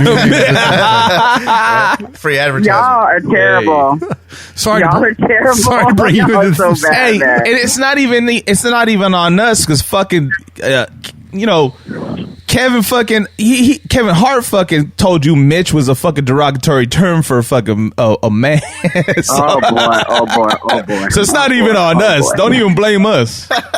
He's a Mitch. Anyways, I just want to say right now that the thoughts and the views of the Pillaging Podcast do not represent Lucille. Yeah, we don't want disclaimer. We don't want to cause no harm to Lucille. All right, no harm. But you don't see share these views. No. But you don't see Lucille on Mitch's show, so I'm just saying. I mean, you don't see Lucille killing me. You don't see her taking no rum cake over to Mitch. That's what I'm saying. Mitch ain't never had rum cake. Hey, Che, throw up a fake locker room behind me real quick. Oh my God. Hey. Okay. Anyways. Tomorrow's Y'all are killing me. tomorrow's Victory Monday, Lucille. Yeah. Tomorrow's Victory Monday. I keep listen. I've been thinking about maybe starting up a channel. A couple people. Well, I mean, people have been asking if I was going to do it. And I'm like, yeah, I'm going to do it, but I just don't have the time right now. Yeah. Now you guys got me afraid. Like, I don't. Nah, you don't have to worry about that shit because we got you. Okay, we're the homies. Like, we only come after the motherfuckers. Okay, the fake motherfuckers that love to just be a whole bunch of nothing, like a whole bunch of fake ass bullshit. Like, we ain't with that shit. So if that's not you. We already know you're real deal Holyfield in the house. I appreciate that. Yeah. Yes. Hey, look, I always said, listen, what did we I talked about before? Like, I don't know nothing about filters. On pictures, you see all my flaws. Only filters I use are for coffee. I can't make nothing look pretty on. No. The only filters she got are sitting in her drafts. You ain't gonna right see now. a bunch of stars on my face and my eyes looking hella big like a brat doll on my pictures. You ain't gonna see all that. But there is a Lucille anime in the works right now. From what I understand, there is. Should be chopping people's heads off. Hey, you know what? Hey, I ain't gonna lie to you. Like, there's this person overseas. They do custom Funko Pops, and I've been actually thinking about making a Lucille one just to have it done, just to see what it looks like. That'd be fire. That would be fire. That'd be crazy. Get one. I'll put one on the desk right here. Hey, I was gonna say tomorrow's Victory Monday. I don't know, what your work situation is if you're in the office working remotely, but do you work with any Niner fans or any Chiefs fans out there? Is there anyone that you could just punk tomorrow? No, I don't work. Remember, I'm a full-time student. Hey, that's right. Student of the game. Yay. Yeah, teaching these motherfuckers. You know what I'm saying? That's right. Lesson of the day. I've been a professional student for 4 years. I've been in school for 4 years. Yeah. Hey, Ooh, I'm getting my Professor doctorate. Lucille. but you're doing your damn thing. You're doing your damn thing. Yeah. That's right. It's gonna be Dr. Lucille. Hey, look, That's right. and I'm going to specialize in counseling Raider fans, coping strategies and whatnot. That's going to be my market. I'm going to move to Vegas and just be a Raider fan psychologist. There you go. She's gonna walk people off that ledge, though. She's like, come back over here. It's all right. Should be working in the sensory pods. I'm like, okay, I need you to think of 3 happy thoughts, your favorite scenes, and breathe slow. Oh man, sensory pods at Allegiant Stadium featuring Lucille. Right? Hey, look, I'll be the psychologist when people get in fights. I'm just going to talk them down, make them feel happy before the cops take them off, so they don't fight. Lucille's out. That's going to be my plan. Lucille gonna be like, but did you get the left in though? Like, that's what I really want to know. I know, right? Did you get? You know what's funny? The only time I ever got into a fight at the Coliseum, and it was with another Raiders fan, and that kind of made me really upset. I was really upset about that. Right. It happens, though. Hey, it wouldn't be the first one. Emotions. It wouldn't be the first Raider on Raider crime. Raider fan. I was kind of upset. I'm just like, I felt like I was fighting my family. Like, dang, just stop acting up. Don't make me hit you. Be quiet. To be fair, they were wearing a faded Randy Moss jersey. Right? Hey, look, I got a picture. Okay, so I think it was the day last year. There was a dude wearing a Jamarcus Russell jersey in L.A. for the game. Oh, shit. Ooh, that's a stretch. Yes, I have a picture. Of it. I know I was going to post it up, but I was like, man, that man's been shamed enough in his life. Yeah. So I don't want to do it. But yes. Lucille, this is awesome. We need to do this more often. Let's make this a thing. Okay? Hell yeah. All right. Let's, hey, look, I always make time for you. Hey. Just hit me up. Give me a warning. we may not be able to do it every week, and I know people want you to have a podcast, but if you don't have the time, let's make a no. I'm never going to do it. Okay, hold up. No, I will not be doing a podcast. That's not going to happen. So I'll do maybe the YouTube videos and shows, talk some shit, drink some stuff. But I'm not doing a podcast. I feel like you guys got the podcast stuff on lock. Everybody's got their own podcast. I don't need to add mine to it. I'll just jump on y'all. Look. Sounds good. That sounds like a motherfucking plan. That's a lot of people are Yeah, like. I'll be the special guest. I like being the special guest. A lot of people are like, well, big fan of your show. It inspired me to start my own show. I'm like, why did you do that? Why are you creating competition for me? Why did you do something If you're really a big fan of us, you stay the fuck out of this. But no, You know what? Listen, I know I'm gonna make some people mad when I say this, but I always crack up when I'll see people's Twitter's account and they're like, "Oh, such and such podcast, the number one Raider podcast or whatever." I'm like, dude, you got like 12 followers. How you got the number one Raider podcast? Everybody's got the number one Raider podcast. I'm just like, come on, man. Yeah. This is true. And on that note, this is the number one Raiders podcast. Yes, sir. Yes, sir. Right. Facts. But we'll put our heads together. We'll come up with a segment with the catchy saying, and we'll have something. We'll have something together. We'll get that done by the end of the season. Hell yeah! Because Lucille, we like your energy. You know, we don't have folks on the show often that don't have energy. I mean, Gent, Kane, you. It makes sense. That's right. That's right. I appreciate that. Mm-hmm. So, and look, I'm always down to talk some shit and bring some rum cake. That's it. I haven't changed much since last year. Hey, I've had several rum cakes that are like they were cake. There is rum in your cake. Like that is, there's no doubt about that. That is cake rum is what that is. Cake rum. So there was bread floating in rum. There's a little bit of cake in that rum. Yeah. There's a little bit of cake in that rum. Like I had to tell Bobby, don't smoke so close to my plate. I told y'all. This shit's flammable. Because there's the safe rum cakes I make when I'm taking to like people's houses and stuff. But the tailgate cakes are the alcoholic version rum cakes. Right. I mean, that's the 100 proof rum in there. I ain't fucking around. That shit's like a tres leches, but it's a fucking tres fucking rums. That's what it is. It's a tres rums cake. Tres vinos, bro. She got the white, the spiced, and the 151. All three of them. Shit. Yeah. You sleeping. Fire, though. Yeah, I had to tell Bobby was trying to light up right next to my plate, and I said, bro, you need to step away, dog. She got a parental advisory sticker on that rum cake. Like, do not smoke around the cake. Like, do not. No open flames around the cake. The fumes are volatile. They're flammable. Man. But I always warn everybody. So it's not like I'm just like trying to sneak diss you on the rum cake. I'm like, all right, look, I'm just letting you know. This ain't the rum cake like you. This ain't your mama's rum cake. You've never had this. And I always have people who want to argue with me and say, oh, no, well, I went to the Caribbean and that was the best cake, whatever. No, it's not. Try this and shut up. And I'm still undefeated. You're like, sit down, Karen, and get ready for this. Like, Trevor, be quiet and eat the cake. I don't care how many princess cruises you've taken to the Caribbean. Damn, that is so accurate, bro. I know, right? So Princess like, cruises, I don't care how many times you pulled into St. Thomas. Eat this cake and shut up. For real, you need to now soak some cherries in the 151 and decorate the top of the cake with those. Damn, and then it'd be off the chain. Here's the thing. This is why I've always thought about doing something like adding to it, but that's my mom's recipe, and I don't want to deviate from that. There you go. And not everybody likes cherries, myself included. Respect. I don't either, really. So I just figure you keep it the way it is. If you want to add some shit onto it, that is your business, but it will not come from me. Yeah.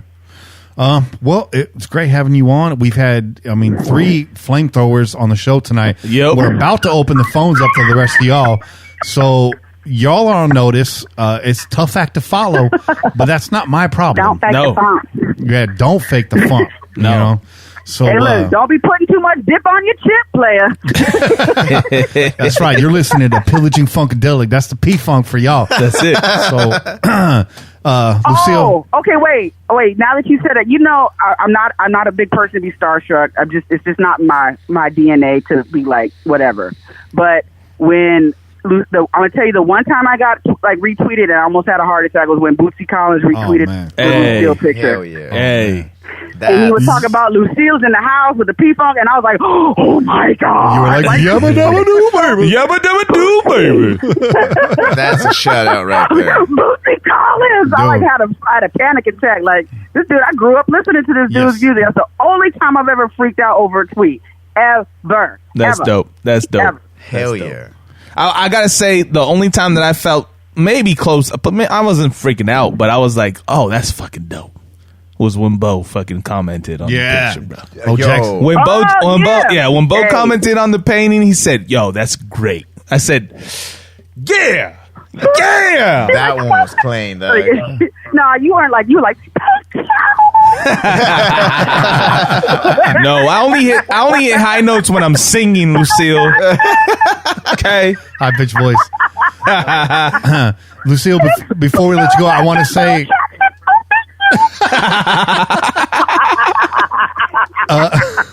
Before we let you go, I want to say I love you guys, man. This is the best. I would love to like and retweet every tweet that you send out, and I don't, and it's because I stay off of social media because I'm afraid of people like you.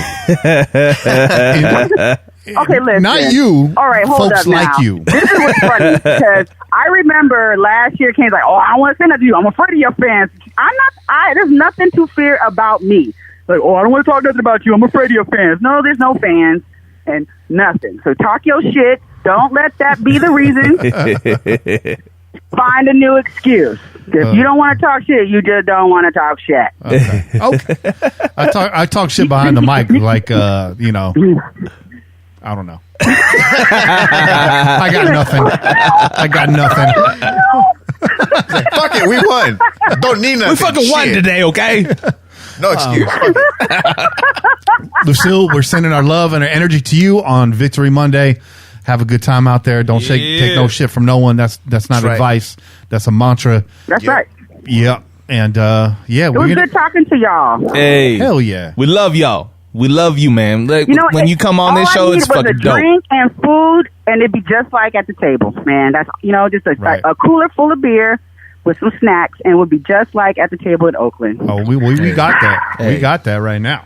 Well, look, we're gonna fucking touch base, and we're gonna figure out when you can bring that rum cake to the actual crow's nest, and I will have Big Blue on fucking site full of fucking craft beers. Okay. Oh yeah, that's gonna be official. Well, look. And we're gonna barbecue in the whole night. Y'all.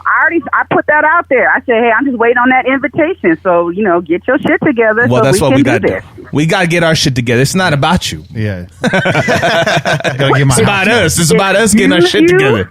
Excuse you, sir? How dare you? For real. But no, I'm ready. Let me know. Get it together. Let me know. Let's do it. Let's go. Let's do this. Hey, look, I have all the ingredients to make rum cake today. I always have at least, I can make about 4 rum cakes at any time. I'm always prepared. Got backups for backups. Hey, look, we got somebody who said they're going to work on the grill. Let's get it started. You know what I'm saying? Let's have a tailgate show.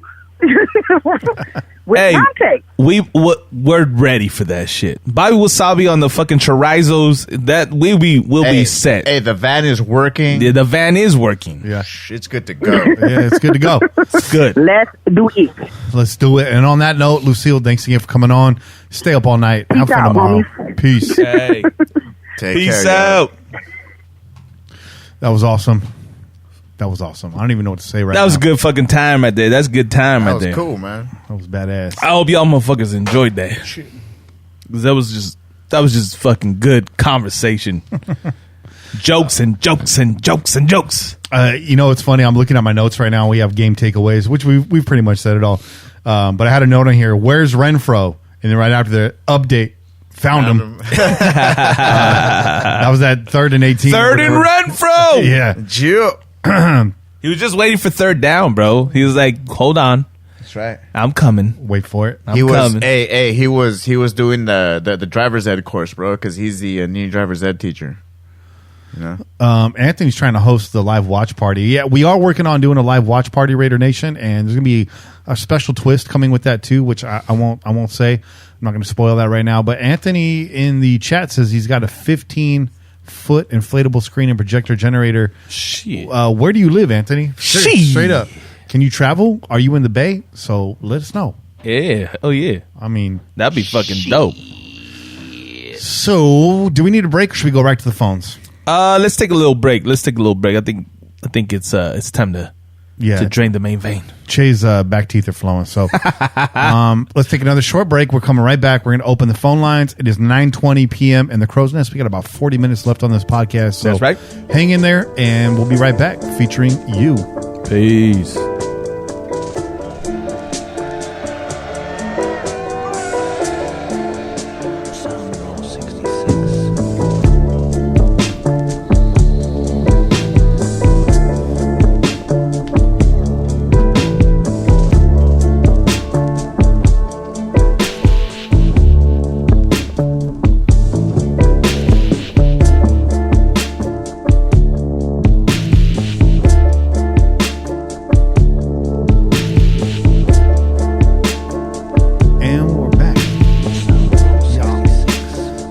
We even come back from that. That's so much energy. 3 calls in a row.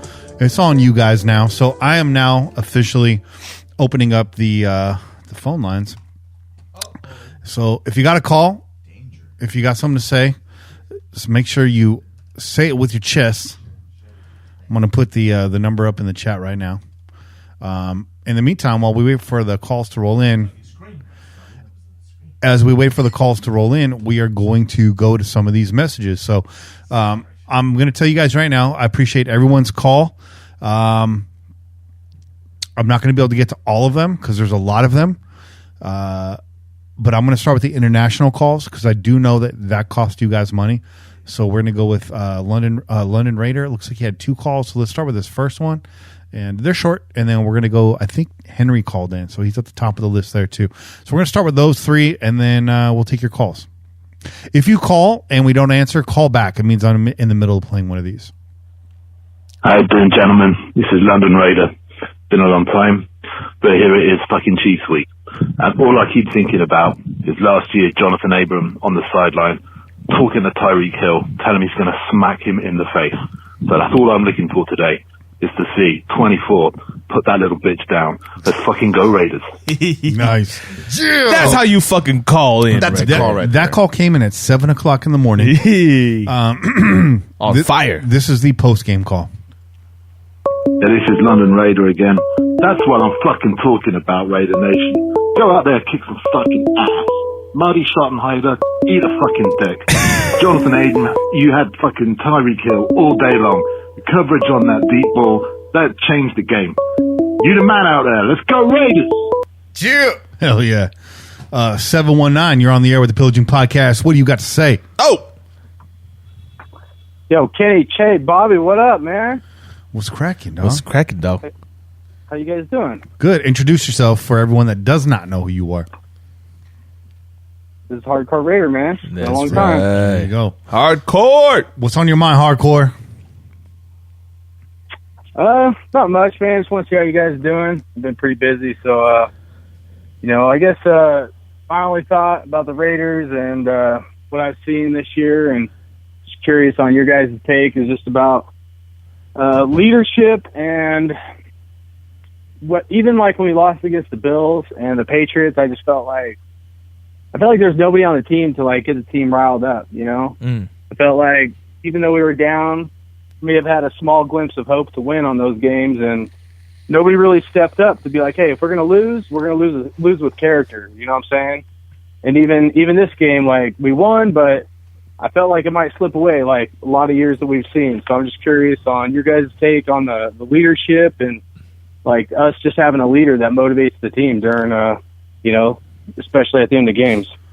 Go for it, Bobby. Can I take this one? Yeah, go for it, Bob. It's funny because I'm glad you mentioned that because I was talking to a friend of mine, and what do you see out there but Jonathan Abram moving people around, making sure that everyone is in their positions. Yeah. I noticed that, and I was like, yo, look at that. that's a cat right there that's supposed to be sporting the sea next year. Yeah. And a lot of it is with the youth, man. Mm-hmm. A lot of these guys, even though they're rookies, they don't act like rookies. They don't play like rookies, man. Yeah. They have that mentality that they know they have to step up because not only are they physically gifted, they're mentally mature as well. So that's what the one thing that I saw with Avram, man, that I really, really appreciate from him, from Avram. You're going to see that coming also from Josh Jacobs as well, man. You're seeing Klee. that. You're seeing that on the line as well with Klee on the defensive side, and you're starting to see it on the offensive side as well with Miller. And not only that, I mean, you got the backups as well, dude. Denzel Good, dude. Yeah. I mean, it's happening, man. These guys are definitely showing that character that does earn them the right to get that C. And that's the main cat that I saw was Jonathan Abram, man. He is, as Jen said, he is a little too happy to get out there and try to hit everything in his way. I mean, shit, you saw him. He tried to take out that crane, dude. He didn't give a fuck about anything, dude.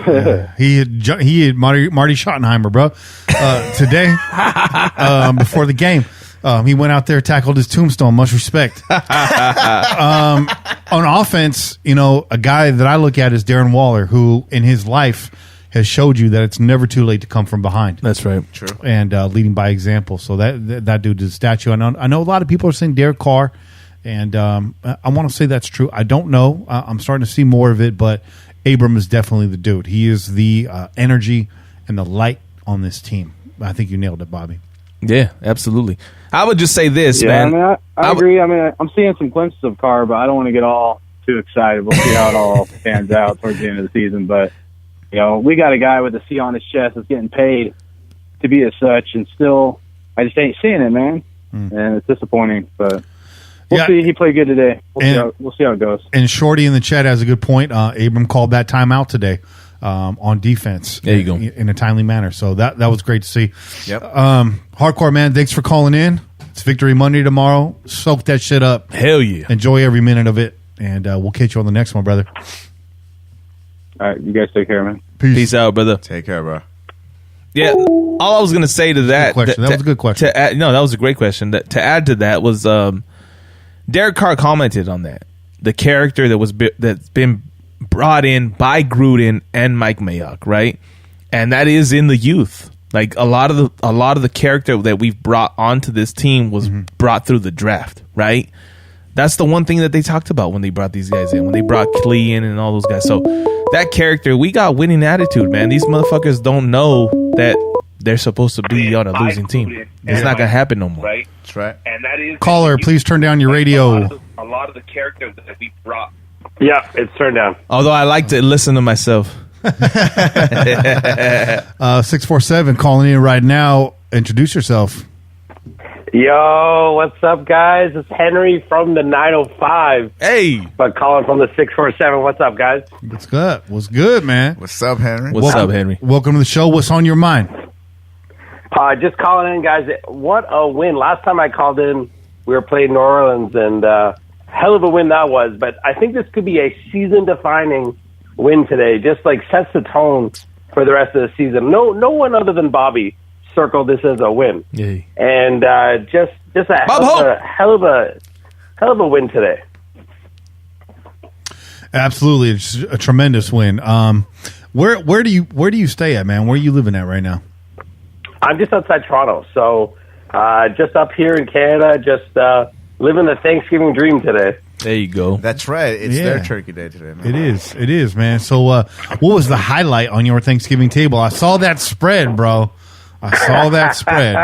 How was the turkey? Don't lie. Turkeys look nice in pictures. What did it taste like? Yeah, the turkey's perfect, man. Like, got it started about 5 hours before we needed it, and then I know probably the stuffing was the best part. I know Bobby was looking at that stuff and then enjoying that. It's me right there.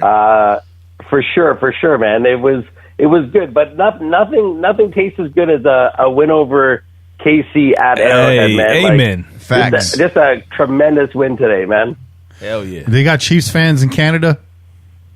A few of them, man. I went to school with a guy who works for the Chiefs, and he's got a ring from the Super Bowl last year, and you know, I messaged him as soon as as soon as that game was over today. Wow. And I said, that doesn't even matter anymore. So you are confirming there are indeed Chiefs fans in Canada? You're confirming that? Well, he left. He lives in Kansas now. So, but yeah, there's because Henry ran him out of town, up bro. here, man. Canada's not perfect. That's all I can say. We need a bit of wall. We need a wall.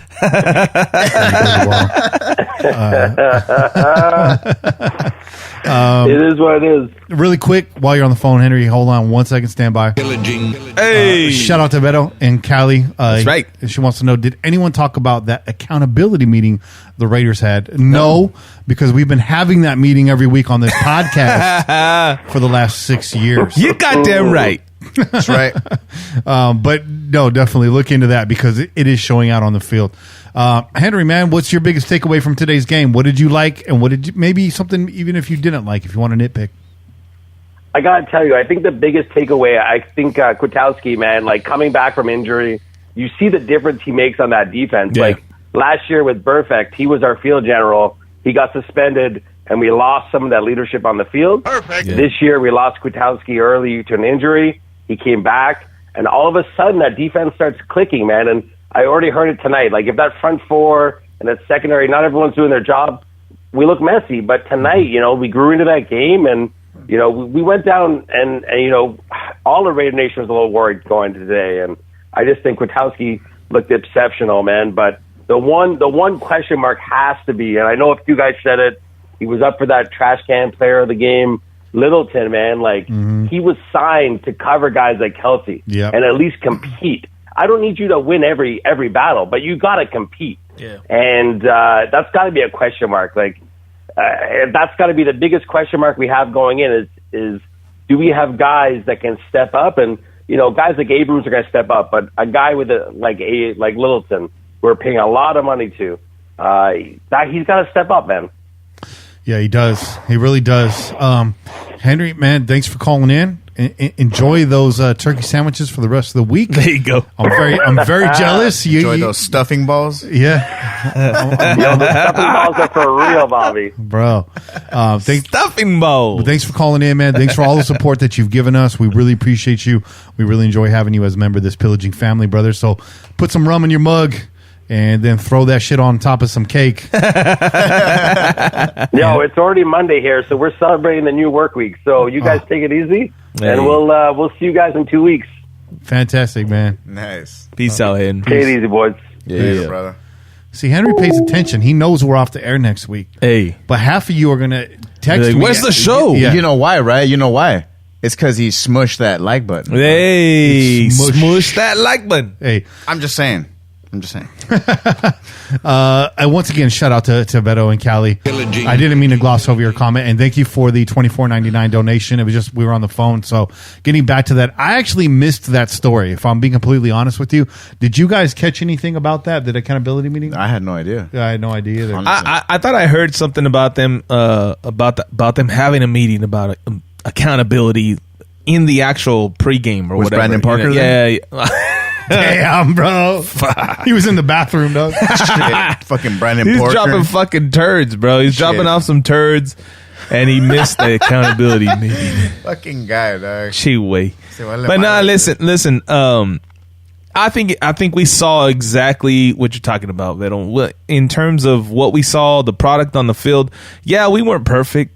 We made mistakes. They made some fucking plays out there. Obviously, they put some points on the board. But what I love about this team is there's no fucking give. Like, there's no give up in this team. These motherfuckers are like, okay, let's get them. Let's get them the next one and the next one and the next one. It doesn't matter. It's that short term memory. That's like fucking Kobe shit, okay? And I'm just talking about Kobe because Lakers won the championship. But that short-term memory, like, you don't let motherfuckers, like, get you down just because they were able to make a play. So Kelsey and fucking Mahomes are out there talking shit right off the bat, right? Mahomes runs one in, he's fucking flexing and talking shit and pump and fucking shake and bake, fucking, fadeaway jump shots, whatever. They're doing all that shit on the field, and our guys are saying, all right, motherfucker, I'll remember that one. We're gonna come out. We're gonna get you the next one. And that's the beautiful thing about this team. They have no fucking quit. They have no quit. I'm glad you brought that up, man, because honestly, it was looking very shaky at the beginning. Yeah, it was. Dude, the 3 and outs, all that, and I was like, oh, man, like, come on, dude, this is not the way to start this game. We cannot start doing that. And you start seeing that, and it's like, dude, it definitely makes you question shit. Yeah. And then all of a sudden, it's like, what play? What are you talking about? Yeah. Nope, this is the next play right now. Here, right now. The only play that matters is the play that's next. That's how it goes. You go through a play, whatever happens on that play happens. The one that matters is the next one. That's it's the very next play. That's the one you got to focus on. If you're too busy focused on the play that just happened, you're gonna let 3 more fucking plays happen. Facts. Right? And so that's what I love about these guys, because these young cats, they fucking look. You'll see them. You'll see them on the field. You see Abram. You see all these cats. You see fucking Max. You see Clee. A play happens. The guys get like a fucking first down or 15 yards or whatever, and they're fucking mouthing off and they're pumping up. They're all pumped up because they just made a play, and our boys are right there in front of their face. Like, watch the next one. I got you on the next one, motherfucker. You watch. I got you on the next one. Abram talks more shit on the play he loses. Yeah. Than the ones he wins. And I like that attitude. Let's take another call right here. Let's go to this is another international call. So let's see what's up. Good evening, Kenny, Che, brother Bobby Wasabi. Yeah. And my main man, Kane. How you doing? Absolutely fucking amazing. Yeah. Amazing. That was so fucking sweet. Sweet as fuck, man. Honest to God. Sorry if my language is not English. Anyway, that was beautiful. Beautiful. Your man, Darren Jordan on Scotland, and me and my wife were absolutely tuned into that shit. And it was fucking biblical, bro. Biblical. Love it. Fucking love it. Can't get enough of it, man. Honestly. So, that's all I want to say. Can't remember much of the game because I'm absolutely buzzing. Need to watch it again in the morning to see how good it was, but that was fucking good. That was so fucking sweet. Absolutely love you guys. Love the Pillaging podcast. Love all my pillagers. Hey, love yous all. Yous are all cool, man. Honestly, fucking love it. Get in there, you good thing. Fucking Raider Nation Scotland is fucking strong, man. Strong. Hey, love yous all. PJF for fun. Get on it like a fucking card bonnet. Absolutely incredible call. That's Damage Incorporated calling from Scotland. It's like 6 o'clock in the morning over there right now. I love that guy. This came in at 4 p.m., so I don't even know what time that was. Doing the math, it was like 1 a.m. in the morning. Damage Incorporated has a particular set of skills, and if you hate the Raider Nation, he will find you. Oh, yes. All right, let's shout out Damage. Hey, that was fucking wonderful call, man. That was wonderful. That was wonderful, brilliant, man. Hey, don't ever apologize for your language. This is a fucking pillaging podcast. We say what the fuck we want. And not only that, but he also did what I asked. He called up and he confused the fuck out of Google Translate. He did. Yo, he did. Yo, straight out. Always. It straight up says transcription not available. That's what it says. See, that Google Translate can't handle the Raider Nation. Hey, Google's fucking stressed right now. Google was Googling. Google was trying to Google the translation, bro. Hey, there was nothing there. We understand you though. We got you, bro, because we speak that same language. Hell yeah. We speak that silver and black tongue. That's right. Let's go to the 408 because that's where I'm at. So you know who this is. It's your man Juice. Juice! What's up, nation? It's Juice, Kenny King Che, and big old badass Bobby Wasabi. Yeah. What's going on, guys? Hey, Bobby, you better get those purple pants because your boy Carl pissed me off today when he missed that one. Carl! But, Oops, sorry. I tried to get over to the settings and what's up, screwed nation? the It's pooch. Juice, Hey. Kenny King Che, and big old badass Bobby Wasabi. I wanted to hear that What's going again. on, guys? That was me. Hey, Bobby, you better get those purple pants because your boy Carl pissed me off today when he missed that one. Right? But you know what? Winning cures everything, doesn't it? That's right. Life's so much better when we win. And I walked past the mirror today. I was like, "Oh, dang, you look good. You lost some weight." When we win, right? Let's talk about the game. The defense. They stepped up for us big time today when we needed them to. Hell yeah! Times that we needed, they rung the bell. They answered the bell. You know, I've been shitting all over the defensive line, but they came to play today. They were, generated sacks. They had consistent pressure on that motherfucker all day. Yep. Even when he moved around, they were in his face, making him uncomfortable. That was good to see. I think your boy, what's his name? Geez, I'm losing my mind right now. Our defensive coordinator, the big guy. I think he heard the chatter and he dialed him up this week. It was good. Gunther's slipping my mind. Even Littleton, he looked good today. He looked better because before this, he's been gunning for this year's version of LaMarcus Joyner. So it was good to see him get in there, get involved. He looked good today. And I think having Kwiatkowski back, that helped him out a bit. So that's good that he's back. He's healthy. It made everybody look better today. Even Abram, because he'd been running around looking like the Rocketeer. Yeah. And today he broke down and made some solid tackles. So hopefully he keeps that up going forward. The one guy that is pissing me off still is Stuart Swaggart's twin brother, Eric Harris. Thank you, bro. Hold on. Did I say that on the show already? Because I've been thinking that for a while. Did I say that, or did he just voice my own thoughts? I think he just voiced your thoughts. That's awesome, bro. Juice, Gilmatic, bro. He's Gilmatic. He got the shining. I'm over his feel-good story. He shouldn't be starting for us. Hey. The bottom line, the defense had some big plays today. They stepped up when we needed them to. It was awesome. It was good to see. It was good to see Mahomes frustrated and pissed off on the side. It was good. Like, finally put it in that fool's face. Hey, they squeezed Mahomes like a ketchup bottle. For real, for real. They hit that 57, dog, every time. And then let's look at the offense, guys. Talk about getting the monkey off your back. Carr and Gruden are happy today. It started off slow, run the ball, control the clock, keep them on the sideline, whatever. But, Jacobs was getting stuffed, and they were about to run away with the lead, so Gruden and Carr said, fuck it. Let's run with these motherfuckers. Open up the playbook and take some shots. That's what we have to do. And I know, I'm a Kardashian, but he was my MVP today. Yeah. But he's not Russell Wilson, he's not Patrick Mahomes or Lamar Jackson. But to the people that thought Carr was the reason we're losing, they can eat a dick. Yes, he needs help. He got it today. But look what happens. Aguilar is known for his drops, but so far he's stepped up big for us this year. I don't think I've seen him drop a legit ball this year at all. He's doing his thing. And what do we draft Ruggs for? Why do we pick him over the other two guys? Oh, you hit that 3-minute mark. But you know what? Normally we'd bag on you, but this is an incredible phone call. This is a fucking great call. This is a great call. So he followed up, and let's let our man finish his thoughts. Kenny, when we win, you got to tell that bitch she can't cut us off, man. Anyway, I was talking about and extra points for not reintroducing yourself. Yes, that's true. Ruggs, what do we get him for over the other two guys? To throw him the ball deep. That's now right. that he's healthy, we got to fucking go for it. Yep. Make the defense pay for stacking the box against Jacobs. And it's not just Waller and Renfro they have to cover. They got to defend everyone, and that's what we want to see. Guys, this is a big win going into our bye. It was good for us to see. It was good for the fans, good for the team, good for everybody.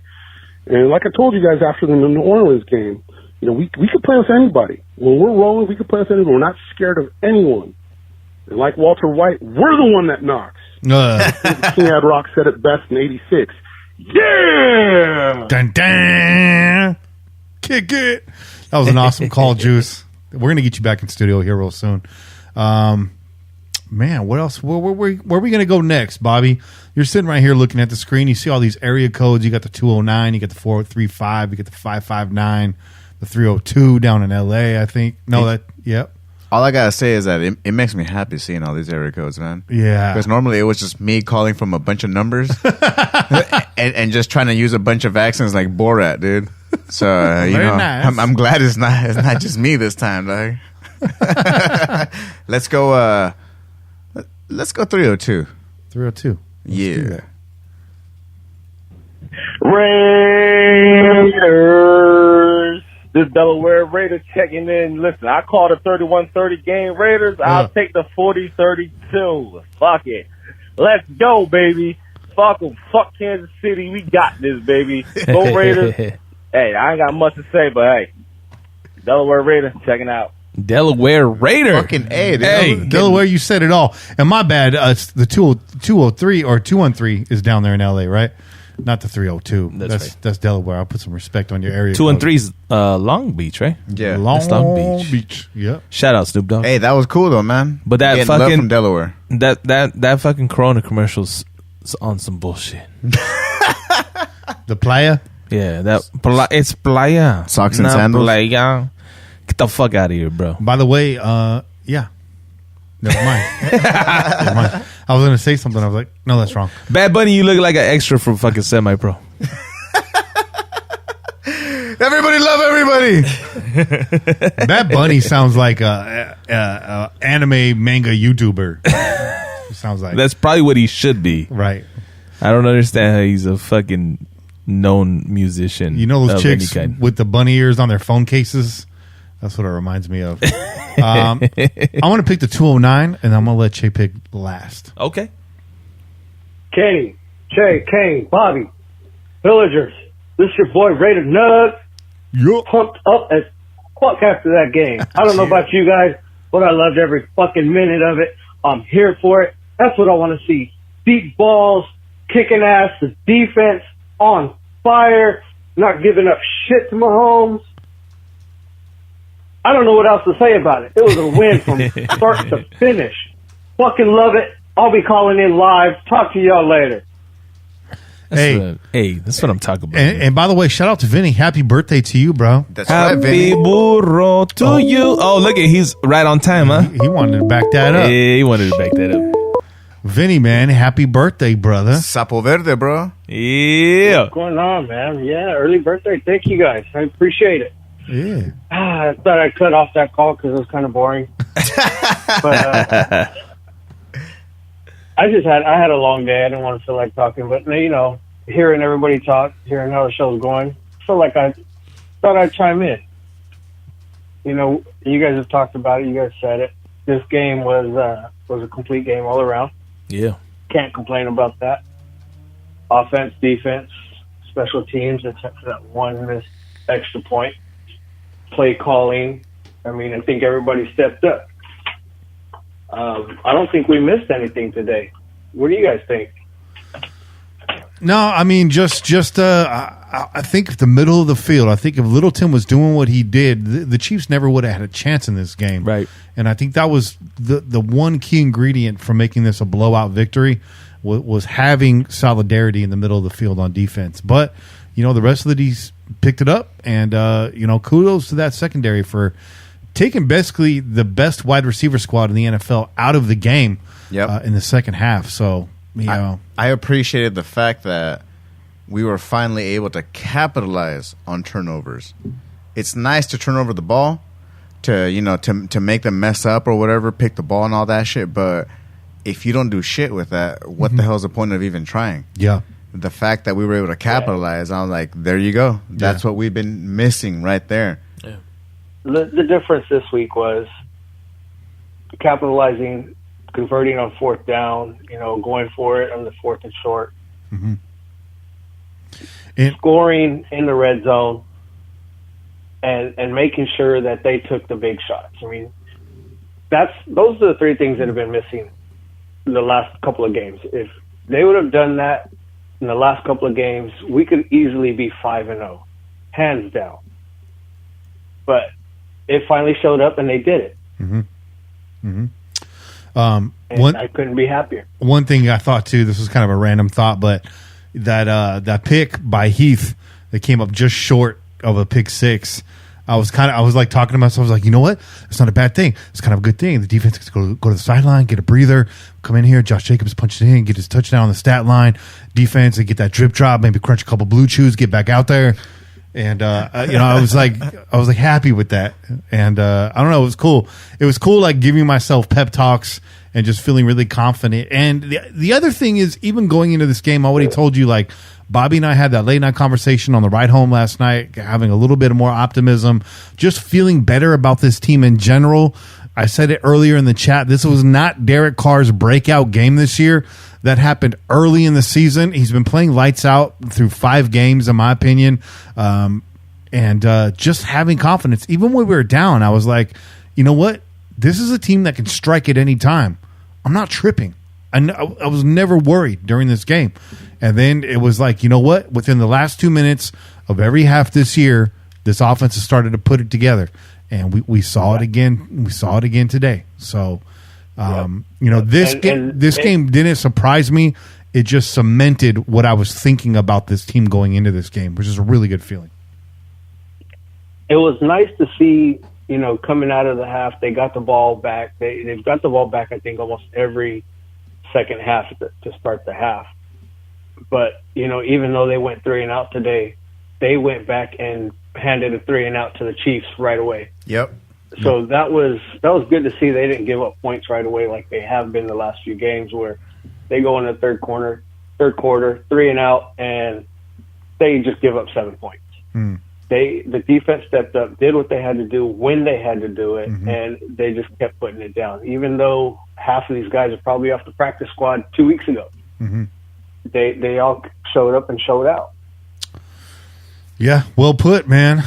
Vinny, again, happy birthday to you, bro. Get some good rest. I know you're going to sleep well tonight, and enjoy Victory Monday, brother. Yeah, I will. I appreciate you guys, and, enjoy the week off, and I'll see you in 2 weeks. All right, man. Peace. Hey, shout out, Vinny. Shout out, man. Yeah. Hey. Real quick, because your boy Danny's in the chat. Your boy Danny's like, Che, where's my painting at, bro? So listen, man. It's kind of both ours. It's been no, it is yours, brother. It is yours. And I've had just a fucking ridiculous amount of shit get in the way, but that shit is packaged and going out in the mail tomorrow to your hands, brother. And because you've been so patient, dog, and I put a little note in there, but I'm gonna go ahead and just say it on the air. You will be getting a free print of the next painting I complete. Ooh. So I will make sure that you have a nice high resolution print of the next painting that will be given away. And that the next ones that are in the pipe right now, fire. Hey, Hell yeah. But before that painting gets to you, it's actually going to go on a nationwide tour from gallery to gallery. No, it's going straight to you, dog. Straight to you. Straight to you. We've actually put it in an auction house on your behalf. That sponsored by Danny Garcia. No, brother. No. I hope that it gets to you within the week, man. We'll see how the U.S. Postal Service works, but absolutely, it will be in the mail mañana, brother. Mañana. And just like every good artist, I mean, Shay does take his time to make sure he does everything right. And I think it's smart that you're doing the digital thing and you're going to have some prints available. I think that's great. Yeah. And I also cleaned it up for you a bit. So I put a little black rim around the outer edge just to clean it up, nice, tighten it up for you. So it's ready to go, bro. You got the signature on the back. It's a fucking legitimate chair painting. It's chair original, bro. Chair original. Yeah, that's awesome. All right, so Che, I'm going to throw some numbers at you. I got the 484, I got the 435, the 203, the 559, the 561, the 760. Is that WAP? I don't know if that's WAP. I think that might be WAP. 760? Let's go 760, bro. Let's see. All right, so we got 2 of those. We got one at 130 and 138. We'll do both. They're short calls. Let's see what's going on. What's up, guys? It's Swap, Shay, Bobby. Holy fucking shit. That was like a coming out party of no longer pussy car plays. That looked good, man. That was a good game. Our defense looked good. Like, there's really nothing you can... Maybe a few things you could bitch about, but... We finally got a win against the Chiefs in Arrowhead. Wow, what a game. All I can say is that was amazing. But you guys have a good one. WAP out. I'm a little confused, man. WAP usually brings all sorts of thunder and lightning, Doug. And I had to cut it short. Damn. Yeah. Well, let's see what he follows up. I don't know who needs a nap more and is out of breath more, Trent Brown or me. What's cracking, Pelsian family? C. John Fish here in Oceanside. All I want to say is, imagine how we're going to look with Brian Edwards and Richie Incognito back. Hey. Time for one last Chella, a bong load, and some memes. Hey. Love you guys. Hey, I didn't realize you guys were both on the same area code, different phone number.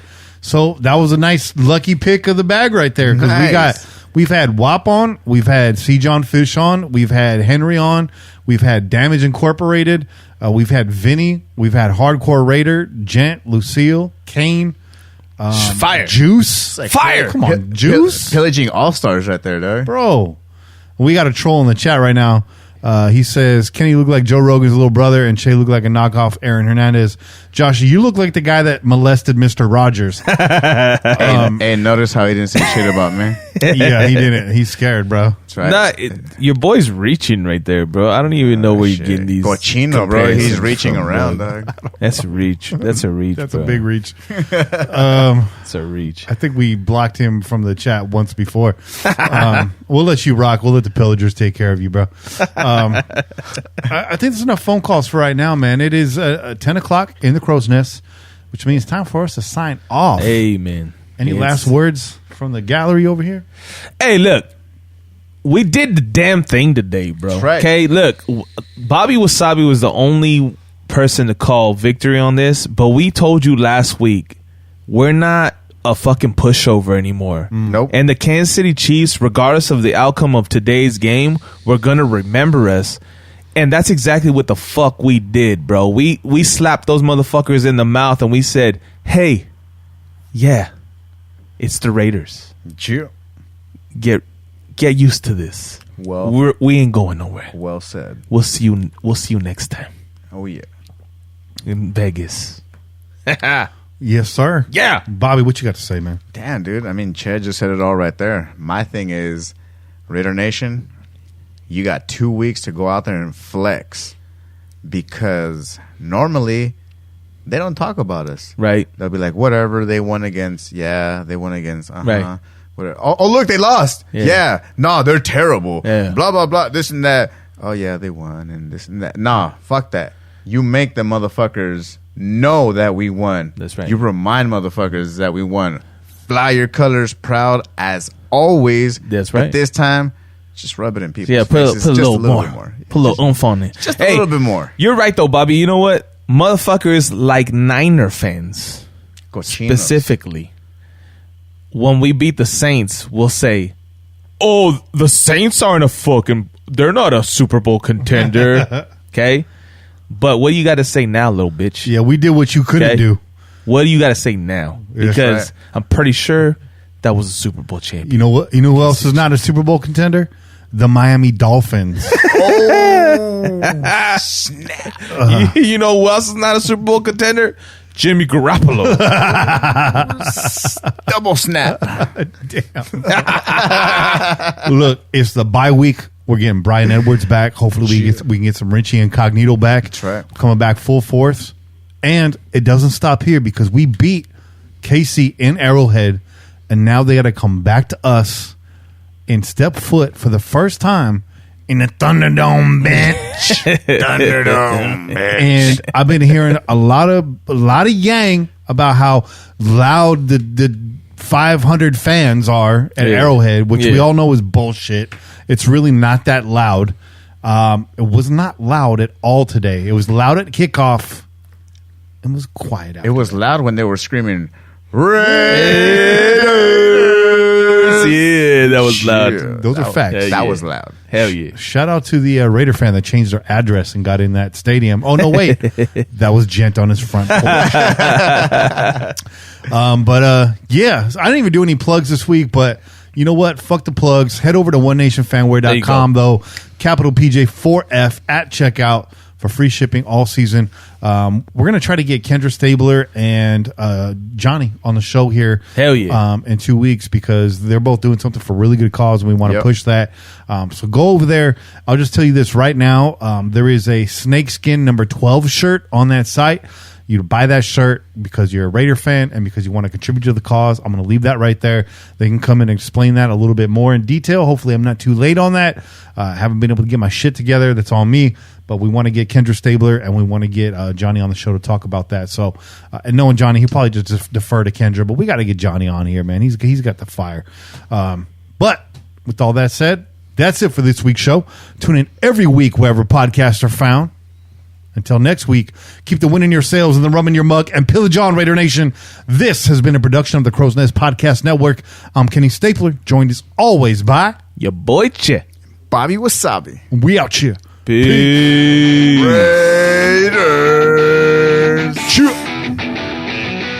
Just win, baby.